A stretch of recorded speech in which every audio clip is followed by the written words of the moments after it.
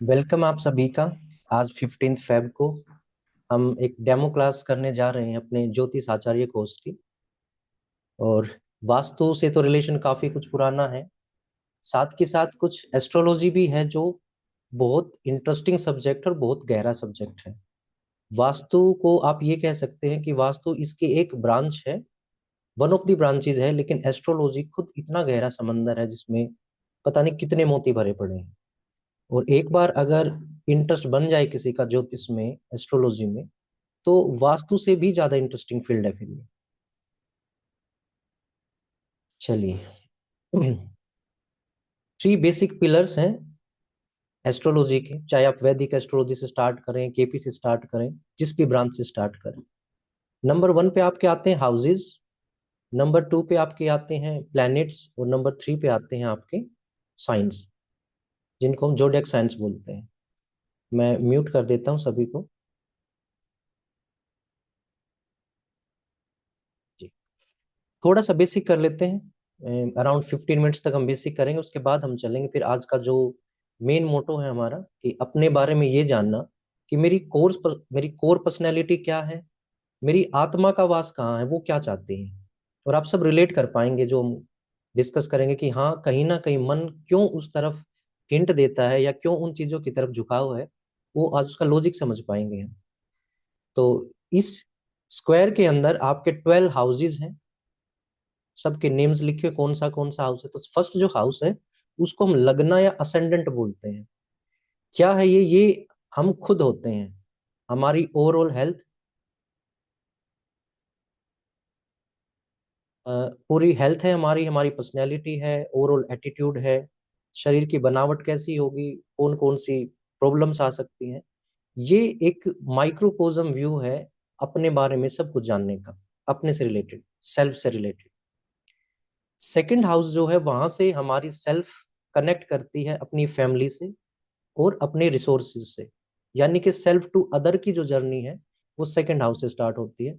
आपकी अपनी फैमिली, आपकी एक्सटेंडेड फैमिली, आपकी फूड हैबिट्स क्या है, कम खाने वाले होंगे, वेजिटेरियन खाएंगे, नॉन वेज खाएंगे, बहुत फूडी होंगे या बहुत सेलेक्टिव होंगे, ये सब कुछ आपका सेकंड हाउस बता देगा। दूसरी चीज क्या है कि सेकंड हाउस आपका ओवरऑल फाइनेंस है। ओवरऑल जहां से भी आप कमाएंगे, आपके जो बड़े सोर्सेज क्रिएट होंगे, वो सेकंड हाउस बताएगा कि कहाँ कहाँ से आपके पास मनी या मनी के जैसे जो और रिसोर्सेज है वो कहाँ से आ सकते हैं। थर्ड हाउस जो है वो करेज का हाउस है, हिम्मत देगा ये आपको, आपका हार्डवर्क यहाँ से शो करता है। आप की राइटिंग स्किल कैसी होंगी, कम्युनिकेशन स्किल्स कैसी होंगी, ये हम थर्ड हाउस से देख सकते हैं। फोर्थ हाउस जो है वो आपकी ओवरऑल मेटेरियलिस्टिक लाइफ का है, आपके पास प्रॉपर्टी कैसी होगी, गाड़ियां कैसी होंगी, क्या आप पीसफुल लाइफ जी पाएंगे, फैमिली का सुख होगा कि नहीं होगा, मदर का सुख मिलेगा कि नहीं, वो सारी चीजें हम फोर्थ हाउस से देख सकते हैं। अभी बहुत ब्रीफ में इन चीजों को कर रहे हैं। फिफ्थ हाउस जो है वो आपके लव लाइफ का है, आपकी एजुकेशन का है, आपके बच्चों की एजुकेशन का है, बच्चों का है, क्रिएटिविटी कोई भी है आपके अंदर, किसी भी तरह का टैलेंट है, वो सब यहाँ है। इवन अगर आप स्पोर्ट्स पर्सन भी हैं तो भी फिफ्थ हाउस से देखा जा सकता है कि आप स्पोर्ट्स में जाएंगे तो किस मतलब स्पोर्ट्स में परफॉर्म ज्यादा अच्छा कर पाएंगे। सिक्स हाउस जो है वो आपकी जॉब का है, सबसे पहले इसको बुरा मानते हैं बट सबसे पहले आपकी जॉब का है सिक्स हाउस। जॉब के साथ साथ ये आपके डेली रूटीन का है, आपको लाइफ में डेली रूटीन में जो भी एक्टिविटी करनी है वो आपके लिए अच्छी होंगी नहीं होंगी, अच्छा रिजल्ट देंगी नहीं देंगी, आपका सिक्स हाउस बताता है। उसके बाद ये आपकी डिजीज के बारे में बता सकता है कि कौन सी बीमारी किस टाइम पे आएगी, और स्मॉल बीमारियां आएंगी ये रीजन बनेगा स्टार्टिंग का, बड़ी दिक्कत नहीं देता six house as far as disease are concern. इसके साथ और क्या देख सकते हैं यहाँ से, डेट से रिलेटेड, लोन से रिलेटेड कोई दिक्कत किसी को आए, आपके एनिमीज के बारे में अगर देखना हो तो सिक्स हाउस देख सकते हैं।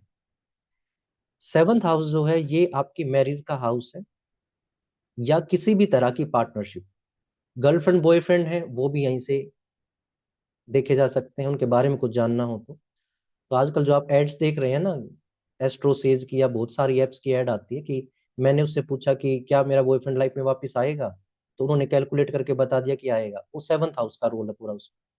आपके बिजनेस का है, आप इंडिपेंडेंट जो भी काम करेंगे, कोई भी बिजनेस वेंचर लॉन्च करेंगे तो सेवंथ हाउस से उसके डिटेल्स, उसके अच्छे बुरे, कब करना है कब नहीं करना है, सारी डिटेल्स हम देख सकते हैं 7th हाउस से।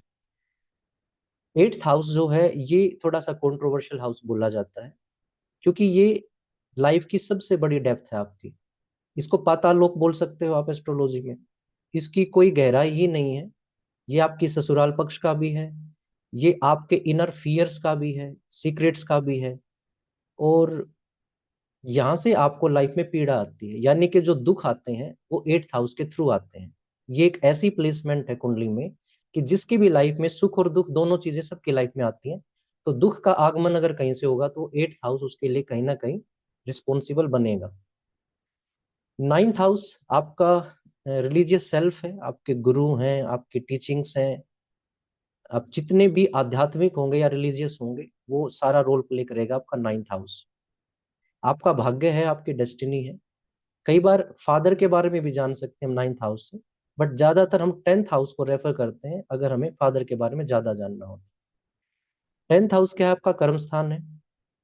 क्या काम करेंगे, उस काम में कितने कामयाब होंगे ना, ओवरऑल क्या कुछ अर्न कर पाएंगे उससे, वो सारी चीजें 10th हाउस से देखते हैं। 11th हाउस बताएगा कि जो आप कर्म कर रहे हैं ना उसमें आपको एडिशनल गेन्स एंड फुलफिलमेंट क्या क्या मिल सकते हैं। आपकी डिजायर्स फुलफिल होंगे कि नहीं। मान लीजिए किसी ने काम स्टार्ट किया, डिजायर थी कि मैं यहां तक परफॉर्म कर पाऊं, अब कर्म तो करेंगे, उसके बदले फल भी मिला, लेकिन क्या वो मिल पाएगा जो वो चाह रहे हैं। मन की चाही होगी कि नहीं होगी, वो आपका 11th हाउस बताएगा। आपके फ्रेंड सर्कल का हाउस भी है ये। और 12th हाउस जो है वो सबसे ज्यादा डराया जाता है इसके बारे में, क्योंकि 8th हाउस जो आपको पीड़ा देना स्टार्ट करेगा ना, अगर वो मैच्योर होती चली गई तो 12th हाउस आपकी इस पीड़ा को इतना बढ़ा देगा कि हॉस्पिटलाइज होना पड़ जाए, देश छोड़ के जाना पड़ जाए ना, प्रिजन तक हो जाए उसको। ये आपके जितने भी मेटेरियलिस्टिक लाइफ थी उसका एंड है यहाँ पर। अगर आप स्पिरिचुअल हो गए तो अच्छी बात है, अदरवाइज ये सारे मेटेरियलिस्टिक जो गेन्स हैं उनको खत्म कर देगा ये। तो ये मान सकते हैं कि फर्स्ट हाउस से हमारी जर्नी स्टार्ट होती है लाइफ की। हम पैदा हुए, एक सेल्फ डेवलप हुई, फिर वो एक फैमिली से कनेक्ट हुई, उसने अपनी फूड हैबिट्स बनाई ना, दुनिया के बारे में जाना कि क्या चीज है, कैसे कमाते हैं क्या नहीं। थर्ड हाउस तक आए, हिम्मत आई कमाने की थोड़ी सी। फोर्थ हाउस में आए तो थोड़ा सीखा कि परिवार क्या होता है, घर कैसा होता है, मैं भी घर बनाऊंगा, मैं भी गाड़ी लूंगा। फिफ्थ हाउस में आके एक स्किल ली अपनी, नई स्किल सीखी। सिक्स हाउस में आके या तो वो जॉब ओरिएंटेड हो गए कि मैं जॉब करूंगा किसी के अंडर काम करके और फिर पैसा कमाऊंगा, या अगर फ्री स्पिरिटेड है तो 7th हाउस में जाके वो सोचते कि मैं अपना खुद का कुछ स्टार्ट करूं, इंडिपेंडेंट या पार्टनरशिप में। अब 8th हाउस में जब जाएंगे तो आएगा कि वो उसमें कितनी डेप्थ तक जा पाएंगे अपने काम में। सरफेस लेवल पे करके खुश हो जाएंगे या अंदर तक जाके गहराई में जाके काम करेंगे। अगर गहराई तक उतर पाए तो 9th हाउस क्या करेगा, डेस्टिनी से सपोर्ट कर देगा उनके एफर्ट्स को। और जब डेस्टिनी साथ देगी तो आपका कर्म स्थान जो है ना वो फिर धीरे धीरे एक्सपेंशन की तरफ जाएगा। आपने एक रूम से स्टार्ट किया होगा, अब आपके पास इंडिपेंडेंट ऑफिस होगा जिसमें 10 अलग अलग रूम्स हो और अलग अलग कैबिन्स हो, है ना। आपने एक फैक्ट्री से स्टार्ट किया, आपके पास बहुत सारी फैक्ट्रीज आ गई। अब बात है कि क्या आपकी मन की चाही हो पाएगी कि नहीं। तो कई बार ऐसा है कि मतलब एक प्राइवेट जेट में बैठ के भी इंसान ये बोल सकता है कि लाइफ इज नॉट फेयर, मतलब उसका मन खुश हुआ कि नहीं हुआ। वो आपका 11th हाउस है। और 12th हाउस क्या करेगा कि इन सब से आपको ऊपर उठा देगा, आप आध्यात्मिक हो सकते हैं। मेडिटेशन के लिए बेस्ट चीज है अगर कोई अपने 12th हाउस को स्ट्रॉन्ग करके मेडिटेशन में जाना चाहे तो। इस तरीके से हम, ये हाउसेज जो ये फिक्स है सभी के लिए हैं, ऐसे इसी सीक्वेंस में रहेंगे, फर्स्ट सेकंड थर्ड, इसी तरह एंटी क्लॉकवाइज ये चलेंगे। इसमें कभी कोई चेंज नहीं होता एस्ट्रोलॉजी में, ये फिक्स है। नेक्स्ट चीज क्या है, आपकी 11 जोडियक जो साइंस है वो 12 जो है वो, एरीज फर्स्ट है जिसको मेष राशि बोलते हैं, टोरस सेकंड है जिसको वृषभ राशि बोला जाता है, थर्ड जेमिनाई जिसको हम हिंदी में मिथुन राशि बोलते हैं, फोर्थ कैंसर या कर्क राशि, लियो जिसको सिंह राशि बोलते हैं फिफ्थ पे है ये, सिक्स्थ पे आपकी वर्गो है या कन्या राशि, लिब्रा तुला राशि, एट्थ पे आपकी आती है स्कॉर्पियो जिसको बोलते हैं वृश्चिक राशि, सेजिटेरियस नाइन्थ राशि है आपकी और ये जिसको बोलते हैं धनु राशि, कैप्रिकॉन मकर राशि 10th पे आती है, 11th पे है एक्वेरियस और कुंभ राशि इसको बोलते हैं, और लास्ट 12th जो हो पाइसिस है आपकी मीन राशि। तो जब इनको समझा जाता तो हम ऐसे मान के चलते हैं कि मान लीजिए फर्स्ट राशि जो है वो फर्स्ट हाउस में ही अगर हो, तो इस तरीके से इन राशियों को नाम दिए गए हैं, इनके लोड फिक्स किए गए हैं। फर्स्ट जो है वो एरीज अगर है तो ये मार्स से रूल होगी। सेकंड अगर है, सेकंड हाउस में ही है वो, तो टोरस है, वो वीनस से गवर्न होगी। थर्ड जो है वो मरकरी से गवर्न होगी। इस तरीके से इनके लोड जो है वो फिक्स कर रखे हैं। अब क्या है कि जो हाउसेस थे वो तो फिक्स है, लेकिन जो राशियां हैं वो मूविंग है। ये जो हमारा यूनिवर्स है वहां पे ऐसे फिक्स्ड पॉइंट है जिनमें प्लैनेट्स ट्रेवल करते रहते हैं। जब कोई प्लैनेट जिस भी जगह पे होगा तो हम बोलेंगे कि अब वो इस राशि में चला गया, यानी कि इस स्पेस के इस एरिया में चला गया। जब वो वहां से गुजर जाएगा तो हम बोलेंगे अब वो इस साइन में चला गया, 11th में सा 12th में चला गया, 12th क्रॉस करके 1 में चला गया, इस तरीके से। ये तो मूवेबल नहीं है राशियां तो, बट प्लैनेट्स इनमें मूव करते रहते हैं, इसलिए हमें लगता है कि राशियां भी मूवेबल हैं। सन जो है हमारे सोलर सिस्टम के सबसे बड़े स्टार हैं। इनके अंडर जो राशि है वो लियो होती है, जिसको 5th नंबर पे बोलते हैं। मून जो क्वीन है सोलर सिस्टम में, कैंसर इनका साइन है 4th। सिर्फ इन दो के पास 1 1 राशियां हैं, बाकी सभी के पास 2 राशियां हैं। सन के पास लियो, मून के पास कैंसर। मार्स के पास 2 राशियों की रिस्पॉन्सिबिलिटी है, फर्स्ट एरीज की और सेकंड स्कॉर्पियन की। मरकरी के पास भी 2 हैं, जेमिनाई 3rd, वर्गो 6। वीनस के पास भी 2 हैं, टोरस 2nd, लिब्रा 7। जुपिटर के पास भी 2 हैं, सेजिटेरियस एंड पाइसिस। और सैटर्न के पास भी हैं, Capricorn and Aquarius 10 and 11। Rahu और केतु की अपनी कोई राशियां नहीं होती, क्यों? क्योंकि ये विजिबल नहीं है हमें, यूनिवर्स में नजर नहीं आते हमें प्लेनेट से, लेकिन इनविजिबल एनर्जी और काफी एक्टिव हैं, आज के टाइम में ज्यादा एक्टिव हैं। क्यों है एक्टिव ये? क्योंकि देखिए जब हम चारों तरफ से इन्हीं चीजों में है ना, वाईफाई इनविजिबल है, एआई इनविजिबल है, सैटेलाइट्स के सिग्नल्स, जो चाहे टीवी का रिमोट हो या आपका जो भी एंटीना होता है वो हो, इवन हम जिस चीज से जुड़े हुए हैं वो भी क्या है, इनविजिबल है। एक सॉफ्टवेयर है, कुछ सिग्नल्स हैं, और उसके थ्रू हम देखो पूरे इंडिया के अलग अलग कॉर्नर से कनेक्ट हो रखे हैं। तो हम खुद एक इनविजिबल दुनिया का पार्ट है आज, और सबसे बड़ा मोबाइल फोन जिसका एग्जांपल है। तो जब हम इनविजिबल वर्ल्ड से घिरे हुए हैं ना, तो हम राहु और केतु की एनर्जी से भी घिरे हुए हैं। दिखती नहीं है लेकिन काम करती हैं। वाईफाई के सिग्नल दिखते नहीं है लेकिन होते हैं घर के अंदर। चलिए अब थोड़ा सा ब्रीफ में प्लैनेट्स के बारे में जान लेते हैं, फिर आज के मेन मुद्दे पे आते हैं। सन जो है वो क्या क्या रिप्रेजेंट करते हैं हमारी लाइफ में? सबसे पहले सन रिप्रेजेंट करते हैं हमारी सोल को, आत्मा को। आत्मा कहाँ से आती है? मदर वूम है, जिसके अंदर वो आत्मा एक शरीर के अंदर प्रवेश करती है और शरीर के साथ ग्रो करते करते इंसान है या जो भी है वो पैदा हो जाता है। तो फादर का भी रूप है सन। एक तो इस सेंस में कि अगर फादर ना, मतलब फादर ना हो किसी बच्चे की, अकेली मदर जो बच्चा पैदा नहीं कर सकती, अकेले फादर भी नहीं कर सकती इस सेंस में। लेकिन सोलर सिस्टम में अगर हम सन को मान ले कि वो नहीं है कुछ टाइम के लिए, तो कुछ भी नहीं होगा, एटलीस्ट अर्थ पे तो कुछ भी नहीं होगा। ना कोई इंसान होगा, ना कोई वेजिटेबल होगी, ना कोई फ्रूट, कुछ नहीं होगा।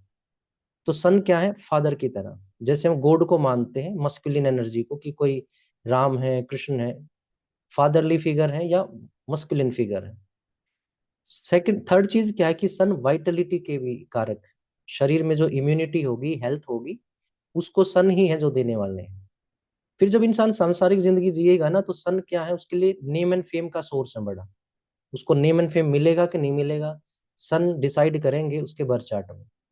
लीडरशिप का भी सिंबल है ये, कि वो इंसान दूसरों के कंधों पे ही हाथ रख के चलेगा या खुद किसी का कंधा बने, खुद किसी को लीड कर पाएगा कि नहीं कर पाएगा, ये भी सन के अंडर आता है। और ओवरऑल जो गवर्नेंस है, या जिसको हम गवर्नमेंट बोलते हैं, जो दूसरों को रास्ता बताएगी, उनके लिए पॉलिसीज बनाएगी, रूल्स बनाएगी, वो गवर्नमेंट को भी सन जो है वो रिप्रेजेंट करते हैं।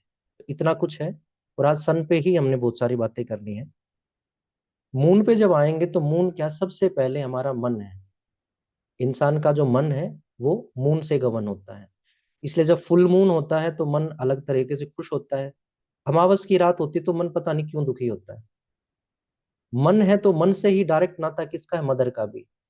माँ ही है जो मन को जानती है। तो मदर के बारे में कुछ भी जानना हो, या मदर पे जो भी इफेक्ट आएगा वो आपकी कुंडली में जो मून करेंगे उसके अकॉर्डिंग चेंज आएगा।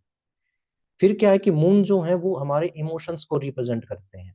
फोर्थ साइन जो है इनका, कैंसर जो है, वो भी इमोशंस को ही डील करता है। तो हमारे जैसे भी इमोशंस हैं, अच्छे बुरे, एंगर, लव, केयर, सारे इमोशंस मून के अंडर आते हैं। फ्लेक्सिबिलिटी शो करते हैं, जैसे खुद मून भी फ्लेक्सिबल है ना, 15 डेज तक वो बढ़ते बढ़ते एकदम पूर्ण चंद्रमा बन जाते हैं, फिर वापस कम होते होते वो बिल्कुल दिखने ही बंद हो जाते हैं। तो ऐसे ही हमारी लाइफ में भी फ्लेक्सिबिलिटी जो है वो उसको मून शो करते हैं। फ्लक्चुएशंस को जो शो करते हैं, कभी बहुत खुश, कभी बहुत निराश, कभी एकदम से इतने सुखी, कभी एकदम से इतने दुखी, वो सब मून के अंडर है। और ये नर्चरिंग नेचर भी शो करते हैं। जिसकी मून की प्लेसमेंट बहुत अच्छी है वो इंसान बहुत केयरिंग नेचर का होगा। दूसरे कुछ कहें ना कहें, वो दूसरों पे प्यार लुटाता मिलेगा। इसलिए इनको मदरली फिगर बोला गया है ना।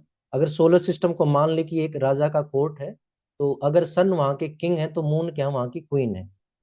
तो मदर है तो वो कैसी होंगी, केयरिंग नेचर की होंगी, इमोशनल होंगी। थर्ड लेवल पे आते हैं हमारी मरकरी। मरकरी क्या है, बुद्धि, इंटेलेक्ट, माइंड। जब एक बच्चा पैदा हुआ, उसका फिर मन डेवलप, उसको आत्मा मिली, फिर उसको मन मिलता है, मन के बाद उसका ब्रेन की डेवलपमेंट होती है, उसको माइंड मिलता है, कॉन्शियस, अनकॉन्शियस माइंड। इससे हम क्या ग्रैब करते हैं, एजुकेशन। बच्चा पैदा होने से लेके लाइफ के एंड तक एजुकेशन लेता रहता है। मदर जब उसको बेबलिंग स्टेज में स्मॉल स्मॉल वर्ड्स बताएगी, तब से लेकर लाइफ के एंड तक। तो एजुकेशन भी कहीं से देखनी हो तो हमें पता है किस प्लेनेट के अंडर आती है, मरकरी के अंडर आती है। एजुकेशन कैसे ग्रैब करेगा कोई, या कर लेगा तो क्या करेगा, बोलेगा, स्पीच। स्पीच एक्टिविटी भी मरकरी के अंडर आती है। कम्युनिकेशन जो स्किल्स है वो भी मरकरी के अंडर आती है, कोई कैसा बोलेगा, अच्छा बोले बुरा बोले। इसके बाद जो हमारे सिबलिंग्स हैं, भाई बहन हैं, जो खासकर यंगर वाले, वो भी सारे मरकरी के अंडर आते हैं। ये एक एट्रीब्यूट हमें देते जो है अडेप्टेबिलिटी, किसी भी कंडीशन में हम अडेप्ट हो जाएं, एक्सेप्ट कर लें उसको बिना किसी चीज के परेशान हुए। ये क्वालिटी भी मरकरी के अंदर है जो हमें वहां से देते हैं। चलिए, 1 मिनट का टाइम दीजिएगा मुझे। हम्म, ठीक है।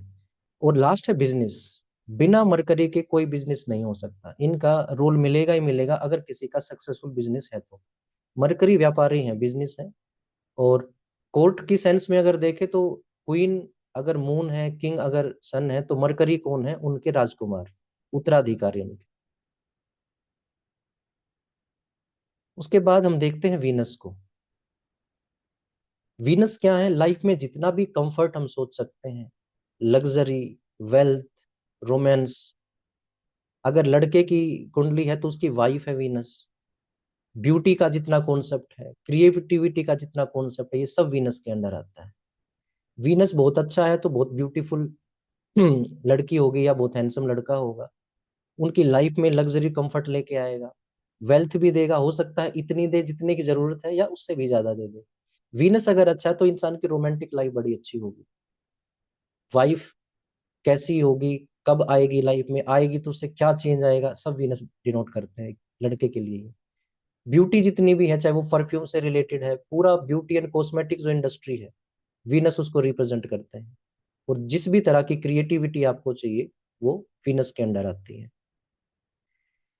जु तो अगर कोर्ट की सेंस में देखें तो जुपिटर क्या है, वहां के डिप्लोमेट है, जो आपके रिलेशंस अच्छे करते हैं किसी भी आउटसाइड अथॉरिटी से, किसी भी दूसरे राजा से।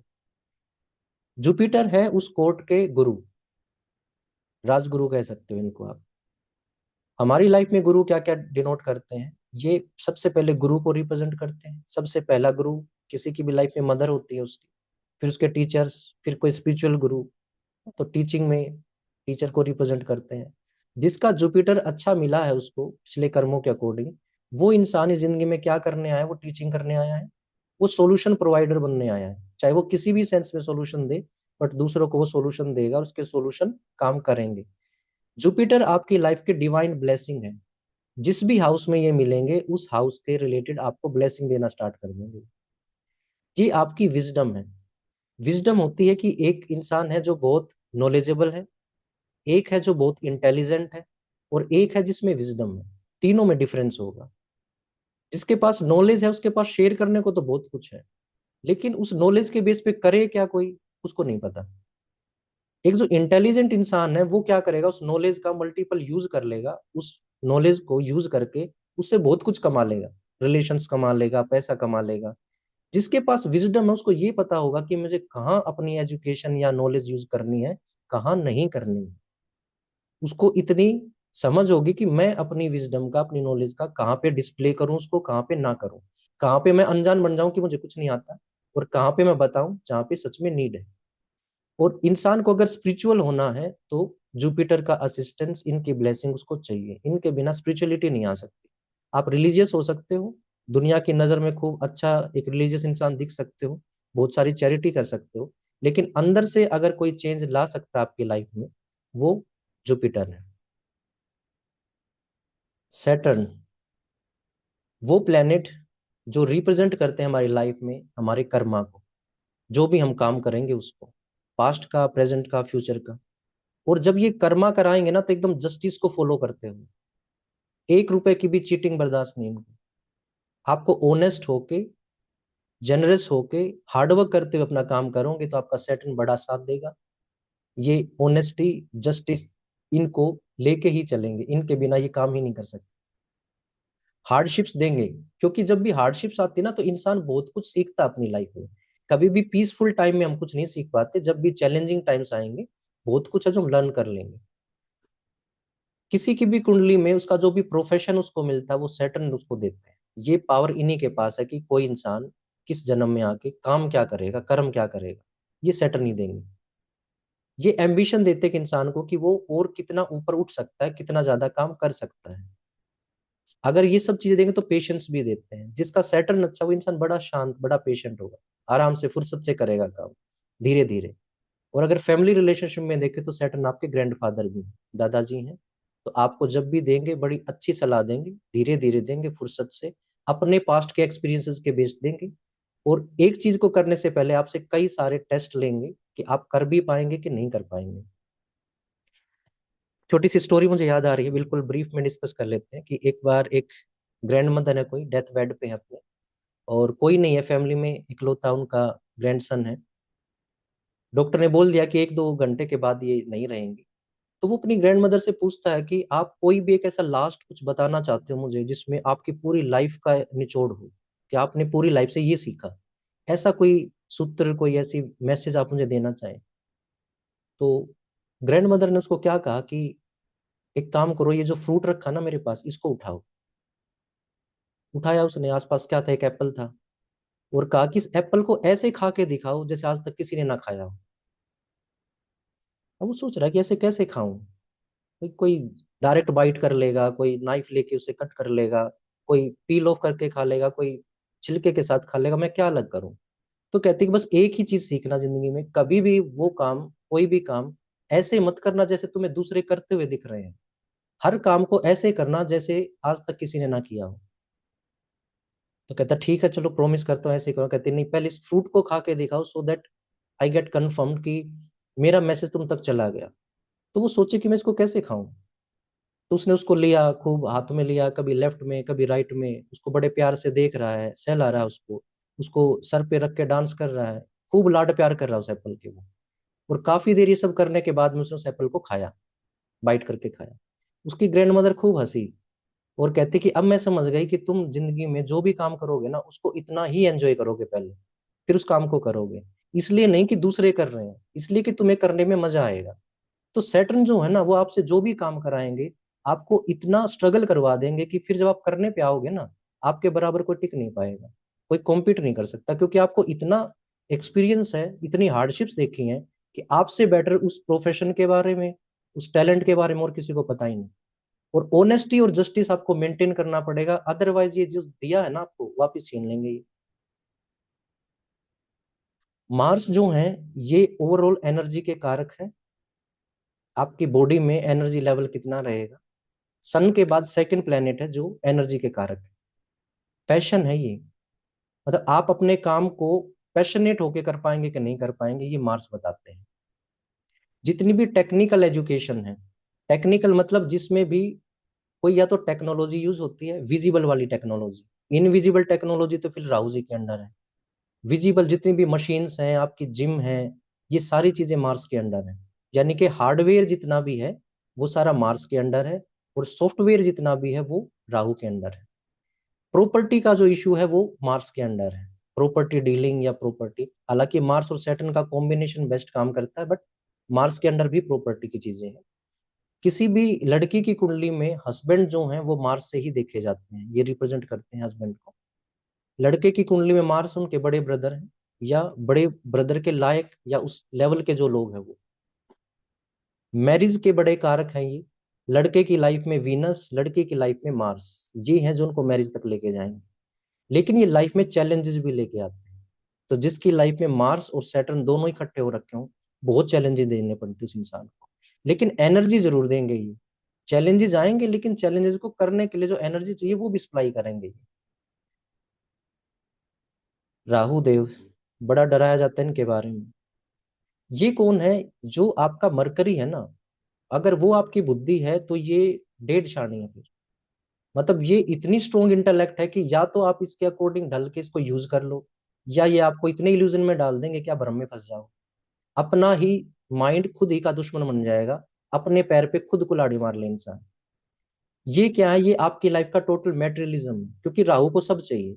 जैसे राहु को अमृत चाहिए था ना, बाकी असुर को मिले ना मिले वो वेट करते रहे, इनको नहीं चाहिए, इनसे वेट ही नहीं हुआ। इनको चाहिए तो मतलब चाहिए, तो आगे पहुंच गए थे। जाके एक तरह से लगा लो, अपनी बॉडी कॉम्प्रोमाइज कर दी, अपनी सेल्फ कॉम्प्रोमाइज कर दी, अपना गला कटवा लिया, लेकिन जो चाहिए था वो चाहिए था, उसको लेके मानेंगे। तो राहु हमारी कुंडली में क्या होता है कि इसको चाहिए तो मतलब चाहिए, एक्सपेंशन चीज को हर चीज का। अब वो एथिकल तरीके से मिले कि अनएथिकल से मिले, इनका कोई कंसर्न नहीं। अगर कोई इंसान बहुत ही ज्यादा मेटेरियलिस्टिक है तो राहु कहीं ना कहीं रिस्पॉन्सिबल है उसके लिए। ये इनोवेशन भी देते हैं। जो कुछ नया कर पाएगा ना, दुनिया से अलग होके कुछ कर पाएगा, तो राहु उससे करवाएंगे। जितनी भी बड़ी बड़ी टेक्नोलॉजी हमने डेवलप करी है, तो राहु एलिमेंट के लोग उसमें शामिल रहेंगे। ये चैलेंजेस भी देते हैं, चैलेंजेस इसलिए कि इतनी एनर्जी देंगे और देखेंगे कि ये इंसान यूज कर पाएगा कि भ्रम में फंस जाएगा। फियर भी देते हैं, डर भी लगता है इंसान को कि इतने ऑप्शन है मेरे सामने, कौन सा चूज करूं।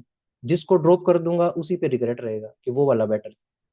इल्यूजन्स देते हैं ये। इंसान बैठा बैठा सोचेगा ज्यादा, करेगा कम। एक्शन ओरिएंटेड नहीं होगा इंसान जिसका राहु ज्यादा स्ट्रोंग है। वो डिसीजन ले नहीं पाएगा, सोचता रहेगा, सोच सोच के मजे लेगा कि इस मंथ में मैं ये करूंगा, उसमें वो कर दूंगा, करेगा कुछ भी नहीं। ये एक्सपेंशन करते हैं, चाहे तो दिमाग में बैठे बैठे एक्सपेंशन करते रहो। यूट्यूब वीडियो में स्विट्जरलैंड घूम लो तो आप राहु पे हो। और अगर आप एक्चुअल में वहां तक जा पा रहे हो तो आपके अंदर कहीं जो मार्स है, आपका पैशन जो है, वो आप कंटिन्यू कर पा रहे हो। इसलिए राहु अगर किसी का कंट्रोल करना है तो मंगल से ही कंट्रोल करना पड़ता है फिर। असली वाली जब एनर्जी आएगी तो राहु एनर्जी साइड में बैठ जाएगी। केतु जो है ये आपका क्या है? पास्ट कर्मा। इंट्यूशन देते हैं आपको, बहुत स्ट्रोंग वाला इंट्यूशन। किसी भी चीज के होने से पहले अगर आपको आभास हो जाता है कि ऐसा कुछ हो सकता है, तो आपका केतु एलिमेंट बहुत स्ट्रांग है। एक्चुअल में अगर आपको स्पिरिचुअल ग्रोथ चाहिए तो जुपिटर तो है ही देने वाले, लेकिन ये मीडियम बनेंगे बहुत स्ट्रांग वाला उसके लिए। डिटैचमेंट का कारक है, आपको संसार से दूर कर देंगे सो दैट कि आप स्पिरिचुअल बन पाए। जब तक इंसान संसार में जिएगा, उलझा रहेगा, स्पिरिचुअली नहीं एनलाइटन हो सकता वो। तो ये सब छुड़ा देंगे, आपके रिश्ते नाते दूर कर देंगे, हस्बैंड वाइफ में डिवोर्स करा देंगे, आपका चलता काम बंद करवा देंगे। मोटिव एक ही है कि आप संसार से दूर हो जाओ और आध्यात्मिकता की तरफ चले जाओ, भगवान को याद करो। विजडम देंगे आपको, आपको ये पता होगा सच सच क्या है, झूठ झूठ क्या है। मिक्स नहीं कर पाएंगे कभी कि थोड़ा सा सच थोड़ा सा झूठ, या तो झूठी है या सच्ची है। साइकिक एबिलिटी देते हैं आपको, माइंड रीड कर सकता है कोई इंसान जिसका केतु बहुत स्ट्रोंग है। और लाइफ में अगर सच में कोई बड़ी ट्रांसफॉर्मेशन ला सकते हैं तो वो केतु ला सकते हैं। इतनी पावर इन एनर्जीज में है। दिक्कत कहाँ आती है कि हमें पता ही नहीं कि एनर्जी क्या है, हमारे अंदर काम कितना कर रही है और हम उसको यूज कैसे कर सकते हैं। प्लेनेट एक ही बात जानता है, या तो मुझे यूज कर लो या मैं तुम्हें यूज करूंगा।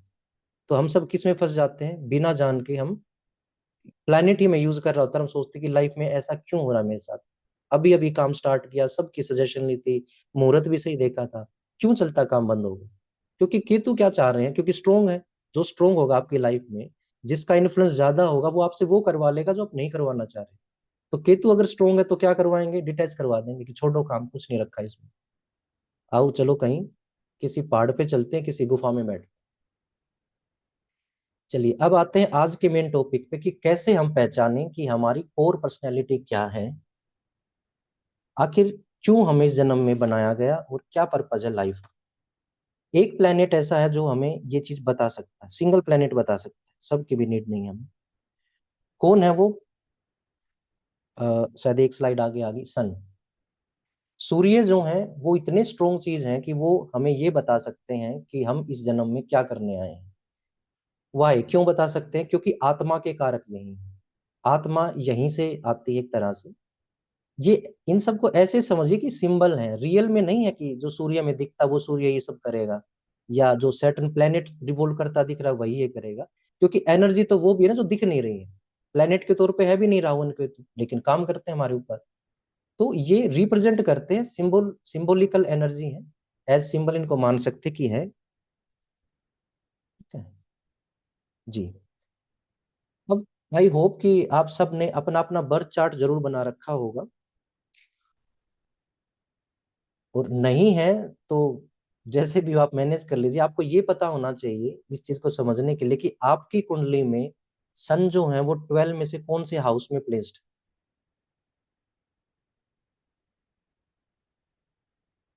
अगर मान लीजिए किसी के फर्स्ट हाउस में सन की प्लेसमेंट है, यहाँ पर सूर्य भगवान विराजमान है, तो कैसी पर्सनैलिटी होगी इस इंसान की, कोर पर्सनैलिटी क्या होगी।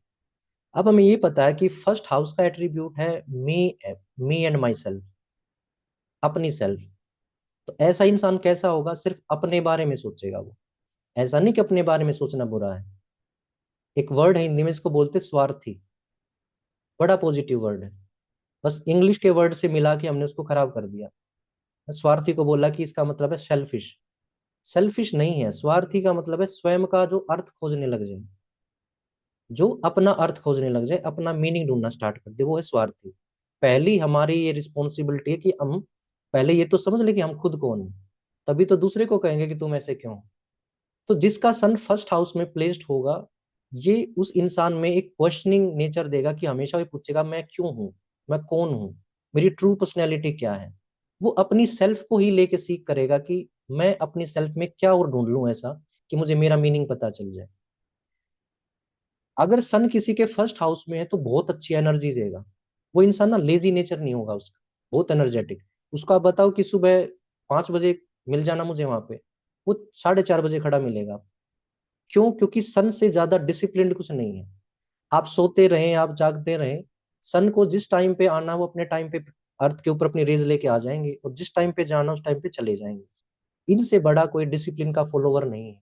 तो अगर सन आपको पहले घर में मिले हैं, आपके अपनी सेल्फ में मिले हैं, तो आपकी सेल्फ कैसी होगी, सन जैसी। चेहरे पे नूर होगा, ग्लो होगा, दूर से ही कोई पहचान लेगा कि ये है सन वाला इंसान। अच्छी हेल्थ देगा ये, है ना, हेल्थ के कारक है तो अच्छी हेल्थ देंगे आपको। हेल्थ अगर अच्छी है तो साथ में अच्छी क्या मिलेगी, आपकी इम्यूनिटी अच्छी मिलेगी। जहां पर परिवार के सारे लोग बीमार हो जाएंगे ना छोटे से इन्फेक्शन में, ये इंसान बचा रह जाएगा। इसको अगर फीवर आया भी तो 1 दिन में खत्म, 2 दिन में खत्म, लंबा बीमार नहीं होगा ये। इसकी एबिलिटी टू वर्क बहुत अच्छी होगी, बहुत लंबे टाइम तक काम कर सकता है क्योंकि एनर्जी का फ्लो बहुत स्ट्रांग है। इनसे बड़ी कोई एनर्जी नहीं है, सन से बड़ी। इनके पास पर्सनल पावर होगी अपनी, उसको फिजिकल पावर कह लो या मेंटल पावर कह लो, अपने दम पे चीजों को करने वाला इंसान मिलेगा। Confidence level high, self sufficient इंसान, अपने कॉन्फिडेंस पे चलने वाला। ये है सारे पॉजिटिव एट्रीब्यूट्स। हर प्लेनेट के पास एक सेंटा क्लॉज की तरह बैग है जिसमें बहुत सारी अच्छी चीजें हैं, बहुत सारी बुरी चीजें भी। बुरी चीजें अगर होंगी तो क्या होंगी, जब इंसान के पास इतनी चीजें अच्छी होंगी ना कि अच्छी हेल्थ भी, अच्छी इम्यूनिटी भी, एनर्जी लेवल हाई, अच्छी पावर, अच्छा कॉन्फिडेंस, तो सबसे पहले जो चीज उसके पास आएगी वो आएगी ईगो। आपको नीचे भगवान है, फिर क्या डर है किसी का, ईगो आ जाएगी। और ईगो जैसे आएगी तो इंसान क्या हो जाएगा फिर, जो उसके पॉजिटिव एट्रीब्यूट्स थे वहां पे नेगेटिव कोनोटेशन स्टार्ट हो जाती है। ईगो आते, ईगो के साथ एक चीज और आएगी जिसको बोलते हैं एंगर। शॉर्ट टेम्पर्ड हो सकता है ऐसा इंसान, बहुत चांसेस है कि जिसके फर्स्ट हाउस में सन है वो शॉर्ट टेम्पर्ड इंसान होगा, बहुत जल्दी गुस्सा आ जाएगा उसको। बहुत बार कई सारी रिसर्च में देखा गया कि जिसके फर्स्ट हाउस में सन है वो उस इंसान के बोल्डनेस के बहुत ज्यादा चांसेस बढ़ जाते हैं। सर पे बाल नहीं छोड़ेंगे ये, क्राउन के आसपास बाल सर पे नहीं होंगे। जितनी डिग्री पे यहाँ पे सन होंगे ना, उतनी डिग्री पे, यानी कि मान लीजिए ये 15 डिग्री पे है तो 15 साल के बाद एकदम से रैपिड हेयरफॉल स्टार्ट हो जाएगा। अगर ये 24 डिग्री पे मिले हैं तो 24 ईयर्स के बाद स्टार्ट हो जाएगा। ये अगर सर के ऊपर बैठे हैं तो इतनी स्ट्रॉन्ग एनर्जी है कि सर पे बाल नहीं छोड़ती। राहु और सन दोनों को देखा गया है कि अगर ये फर्स्ट हाउस में प्लेस्ड है तो इंसान को बहुत जल्दी उसके सर से बाल गायब हो जाते हैं। दूसरा क्या है कि अगर फर्स्ट हाउस में सन है ना, तो इनके बिल्कुल सामने जो हाउस है वो आपकी मैरिज का है। तो ऐसा इंसान बहुत डोमिनेटिंग नेचर का पार्टनर बनेगा। अगर लड़का है तो लड़की को डोमिनेट कर देगा, लड़की होगी तो लड़के को डोमिनेट कर देगी। ये क्या है, ये इनके नेगेटिव एट्रीब्यूट्स। लेकिन अगर हम ये देखें कि इसकी कोर पर्सनैलिटी क्या रहेगी, तो ये तो है ही सारी चीजें। ये इंसान क्या करना चाहेगा अपनी लाइफ में, इसको आइडिया भी नहीं कि मैं हमेशा अपनी ग्रोथ के बारे में क्यों सोचता हूँ, कि मुझे सेल्फ ग्रोथ करनी है। ये वही लोग हैं जो कहते मिलेंगे माई लाइफ माई रूल्स, दुनिया भाड़ में जाए मुझे कोई फर्क नहीं पड़ता, I don't care about any one. क्यों? क्योंकि उनकी सारी एनर्जी कहाँ फोकस्ड मिली है कि इस जन्म में आपको अपने ऊपर काम करना है। अपने आप हो सकता है इंटरेस्ट मिल जाए उनका उपनिषद पढ़ने में। ये वो लोग हैं जो जॉब छोड़ के और आपके स्क्रिप्चर पढ़ने बैठ जाते हैं कि मुझे चारों वेद पढ़ के ही देखना है, ऐसा क्या है वेदों के अंदर, मुझे उपनिषद पढ़ने ही पढ़ने हैं, मुझे डीपर देखना है कि मेरी सेल्फ और क्या क्या किस किस लेवल पे मैं ग्रो कर सकता हूँ। ये उन लोगों की पर्सनैलिटी होगी जिनके फर्स्ट हाउस में उनको सन मिलेंगे। अब सन सेकंड हाउस में अगर चले गए, यहाँ पर अगर किसी को प्लेसमेंट मिलती है सन की, तो ये क्या कुछ है जो इस इंसान की पर्सनैलिटी में ऐड कर देंगे। सबसे पहली चीज क्या होगी कि वो इंसान ना अपने हैंड को यूज करता हुआ ज्यादा मिलेगा, उसका जो भी काम होगा ना वो हैंड बेस्ड होगा उसका। वो कोई आर्टिस्ट मिल जाएगा, कोई पेंटर है ना, किसी भी तरह की आर्ट है जो अपने हैंड से क्रिएट करता है वो। इवन अगर ऐसा इंसान मान लीजिए वेटर भी हुआ ना किसी इसमें, तो उसका हैंड बेस्ड ही ज्यादा जॉब मिलेगी उसको। आपको जो भी काम करना है उसके हैंड्स जरूर यूज करेगा वो, सेकंड हाउस में अगर है तो।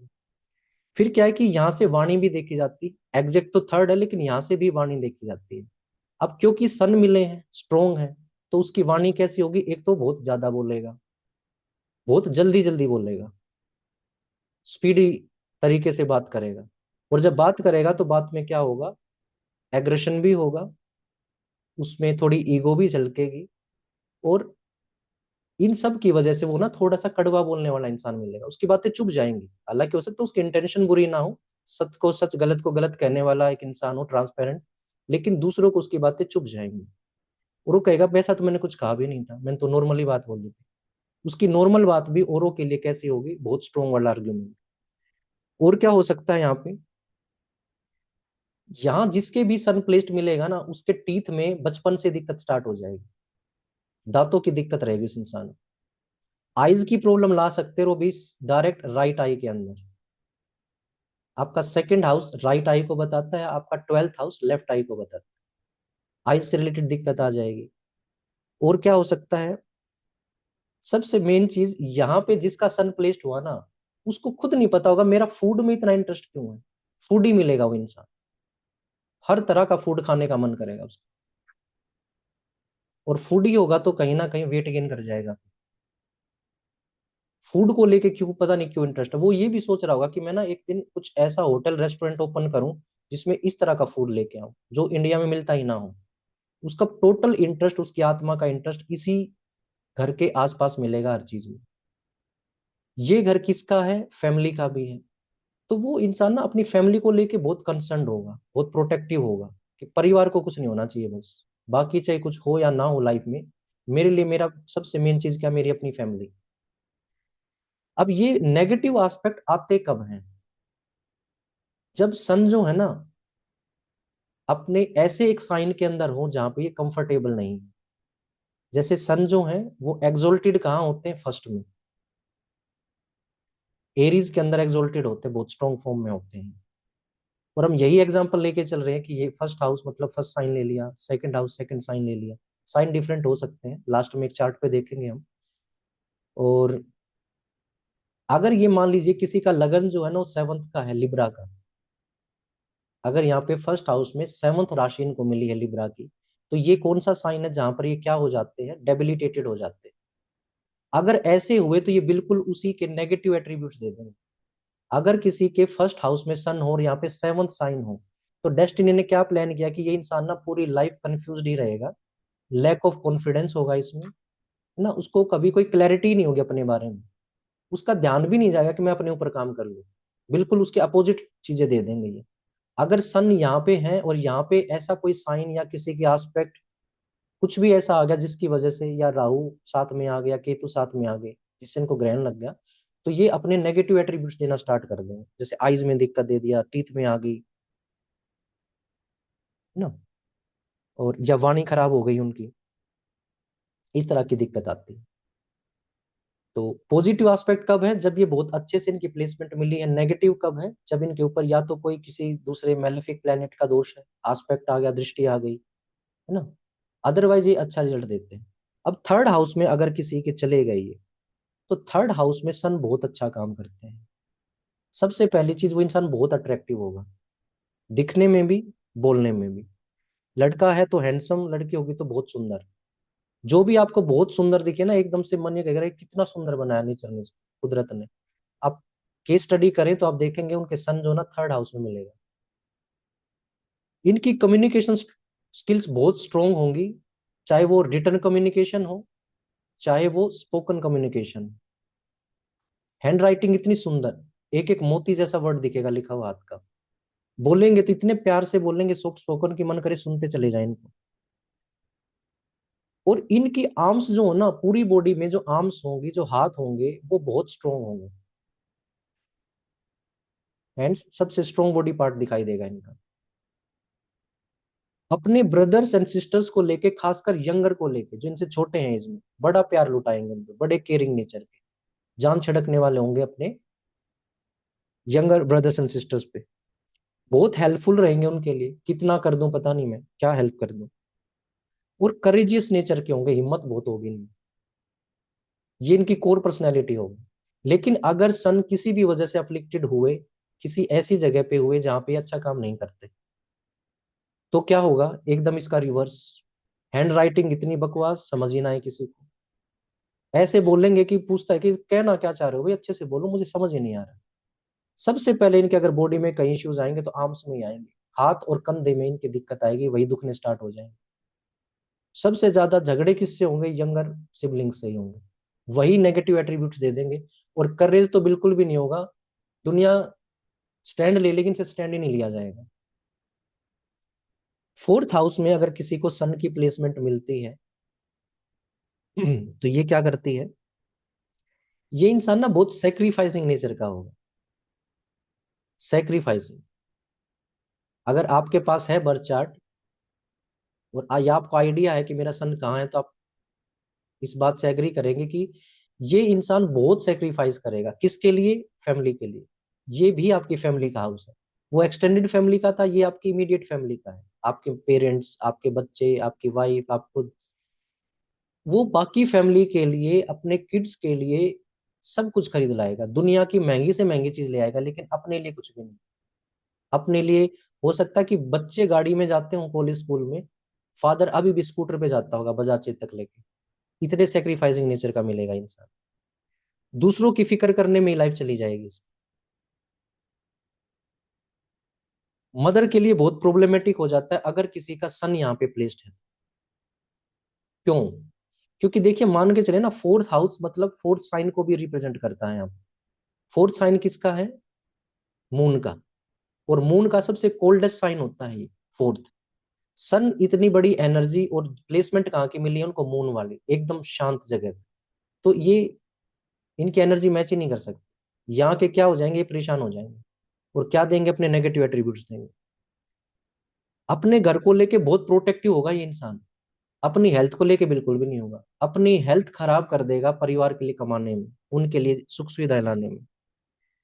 एक बड़ी चीज आप देखोगे, जिसका भी सन फोर्थ हाउस में है ना, वो इंसान बहुत कंजूस मिलेगा, एक नंबर का कंजूस, पैसा ना छूटे उसके हाथ से। दूसरों के लिए तो कर देगा वो, अपने लिए नहीं कर सकता ना। अपने ऑफिस से लेके 2 किलोमीटर पैदल चल के आ जाएगा कि किराया ना लगे मेरा, किसी से लिफ्ट मांग लो, और फोन आ जाए, बच्चे कहेंगे कि आज हमारे लिए पिज्जा बर्गर ले आओ, वहां पे 500 रुपये खर्च कर देगा, अपने किराए के 50 रुपीज बचा के वहां 500 खर्च कर देगा। ये नेचर है उस इंसान का जिसके फोर्थ हाउस में सन की प्लेसमेंट मिली है उसको, जिसकी कोर पर्सनैलिटी है। उसको भी नहीं पता मैं ऐसा क्यों हूं, इस वजह से वो ऐसा है। अगर किसी का सन फिफ्थ हाउस में आता है, कि बड़ी अच्छी प्लेसमेंट है, क्योंकि सन अपने ही घर में आ गया, अपनी फिफ्थ राशि के घर में आ गया। घर और राशि को हम एक ही मान के चले फिलहाल, है ना, क्योंकि इतना टाइम नहीं है कि हम बहुत ज्यादा इलेबोरेट कर पाए सारे कॉन्सेप्ट को। तो आप यही मान ले कि सेम हाउस सेम राशि, ऐसी प्लेसमेंट कर रखी है हमने। तो फिफ्थ राशि लियो इनकी खुद की है, अपने ही घर में जब सन आ जाएंगे तो बड़े कंफर्टेबल होंगे। क्या करेंगे, आपको खूब सारी एबिलिटीज देंगे, आपको जो सीखना है जिंदगी में सीख, जितनी क्रिएटिविटी लेनी है सारी क्रिएटिविटी आपके लिए अवेलेबल, सीखते चले जाओ। ये आपके बच्चों का भी है, तो ऐसा इंसान बच्चों पे बहुत प्यार बहुत पैसा लुटाएगा, बहुत केयरिंग नेचर का होगा ना। उसके बच्चे कहेंगे कि हमारे पापा दुनिया के सबसे बेस्ट पापा, कुछ भी मांग लो सब कुछ अवेलेबल करा देंगे।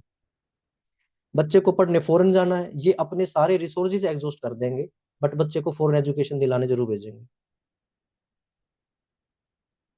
और यहाँ पे अगर किसी का बच्चा पैदा होता है जिसका सन फिफ्थ में है, पेरेंट्स का नहीं है, एक बच्चा पैदा होता है बेटा या बेटी, और उसके बर्थ चार्ट में उसको प्लेसमेंट मिलती है कि सन जो है फिफ्थ साइन में, कोई अफ्लिक्शन नहीं है उनपे, ना कोई राहु केतु साथ में बैठे, ना किसी बुरे ग्रह की और कोई दृष्टि है उसके ऊपर।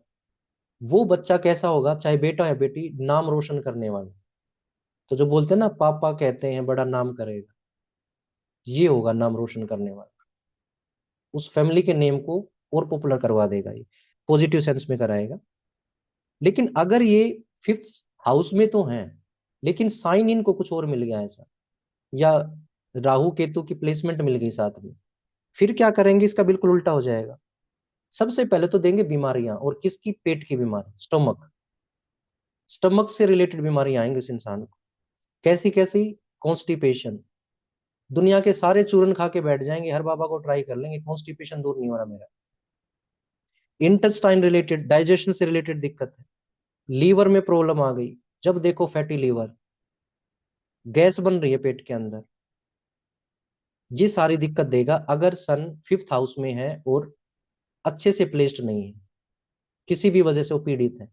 तो वो क्या करेगा, जिसकी कुंडली में उसको पीड़ा देना स्टार्ट कर देगा। एक चीज और देखते हैं, अगर मैं स्पेस क्रिएट कर पाऊं थोड़ा सा, राइट में देखेंगे बाप, राइट में देखिएगा।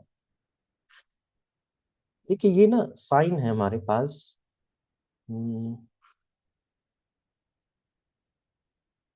ठीक है।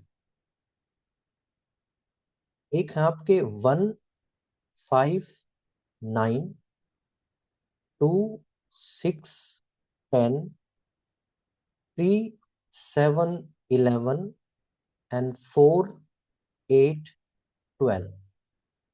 जो 1, 5, 9 जो साइन है वो किसके अंडर आता है, आपके फायर एलिमेंट। नेक्स्ट आते हैं अर्थ एलिमेंट में, उसके नेक्स्ट आते हैं आपके एयर एलिमेंट में, और लास्ट आते हैं आपके वाटर एलिमेंट में। तो सन जो है ना वो, अगर air and water in element के, इन राशियों में अगर आ गया किसी का, या तो 3, 7, 11 में आ गया, या 4, 8, 12 में आ गया, यहाँ पे वो बैडली प्लेस्ड माने जाते हैं, अच्छा काम नहीं करते, क्योंकि ये प्योर फायर है, और एयर और वाटर जो है ना, उनकी एनर्जी से इनकी एनर्जी मैच नहीं कर पाती।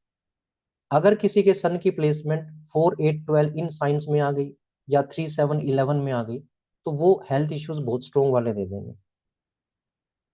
चलिए अब देखते हैं, अगर किसी के सिक्स्थ हाउस में अगर प्लेसमेंट आती है, सिक्स्थ हाउस में अगर सन प्लेस्ड हुए, तो सबसे पहली बड़ी गुड न्यूज क्या है, आपकी जॉब के घर में सन आ गए हैं, गवर्नमेंट जॉब के चांसेस बहुत स्ट्रांग हैं।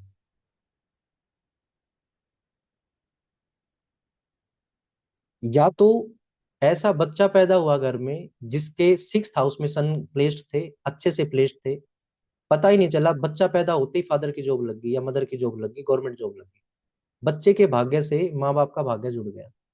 या फिर बच्चा खुद के लिए इतना अच्छा है, जब उसकी एज आएगी तो उसकी लाइफ में वो खुद एक अच्छी गवर्नमेंट जॉब पे, गवर्नमेंट से रिलेटेड किसी भी अच्छे काम में सेटल हो जाएगा वो।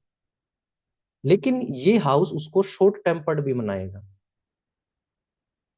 क्योंकि बीमारी का घर है ना, वहां पे अगर इतनी एनर्जी मिल रही है तो शॉर्ट टेम्पर्ड वो होगा इंसान। शॉर्ट टेम्पर्ड होगा तो आर्ग्यूमेंटेटिव होगा। अगर वो दूसरों से जाके आर्ग्यूमेंट नहीं करेगा ना, तो उसके बहुत ज्यादा क्वेश्चंस होंगे, आप परेशान हो जाओगे कि इसके कितने क्वेश्चन के आंसर, हर बात पे क्वेश्चन है उसके लिए, इतने सवाल पूछता है ये बच्चा बहुत ज्यादा।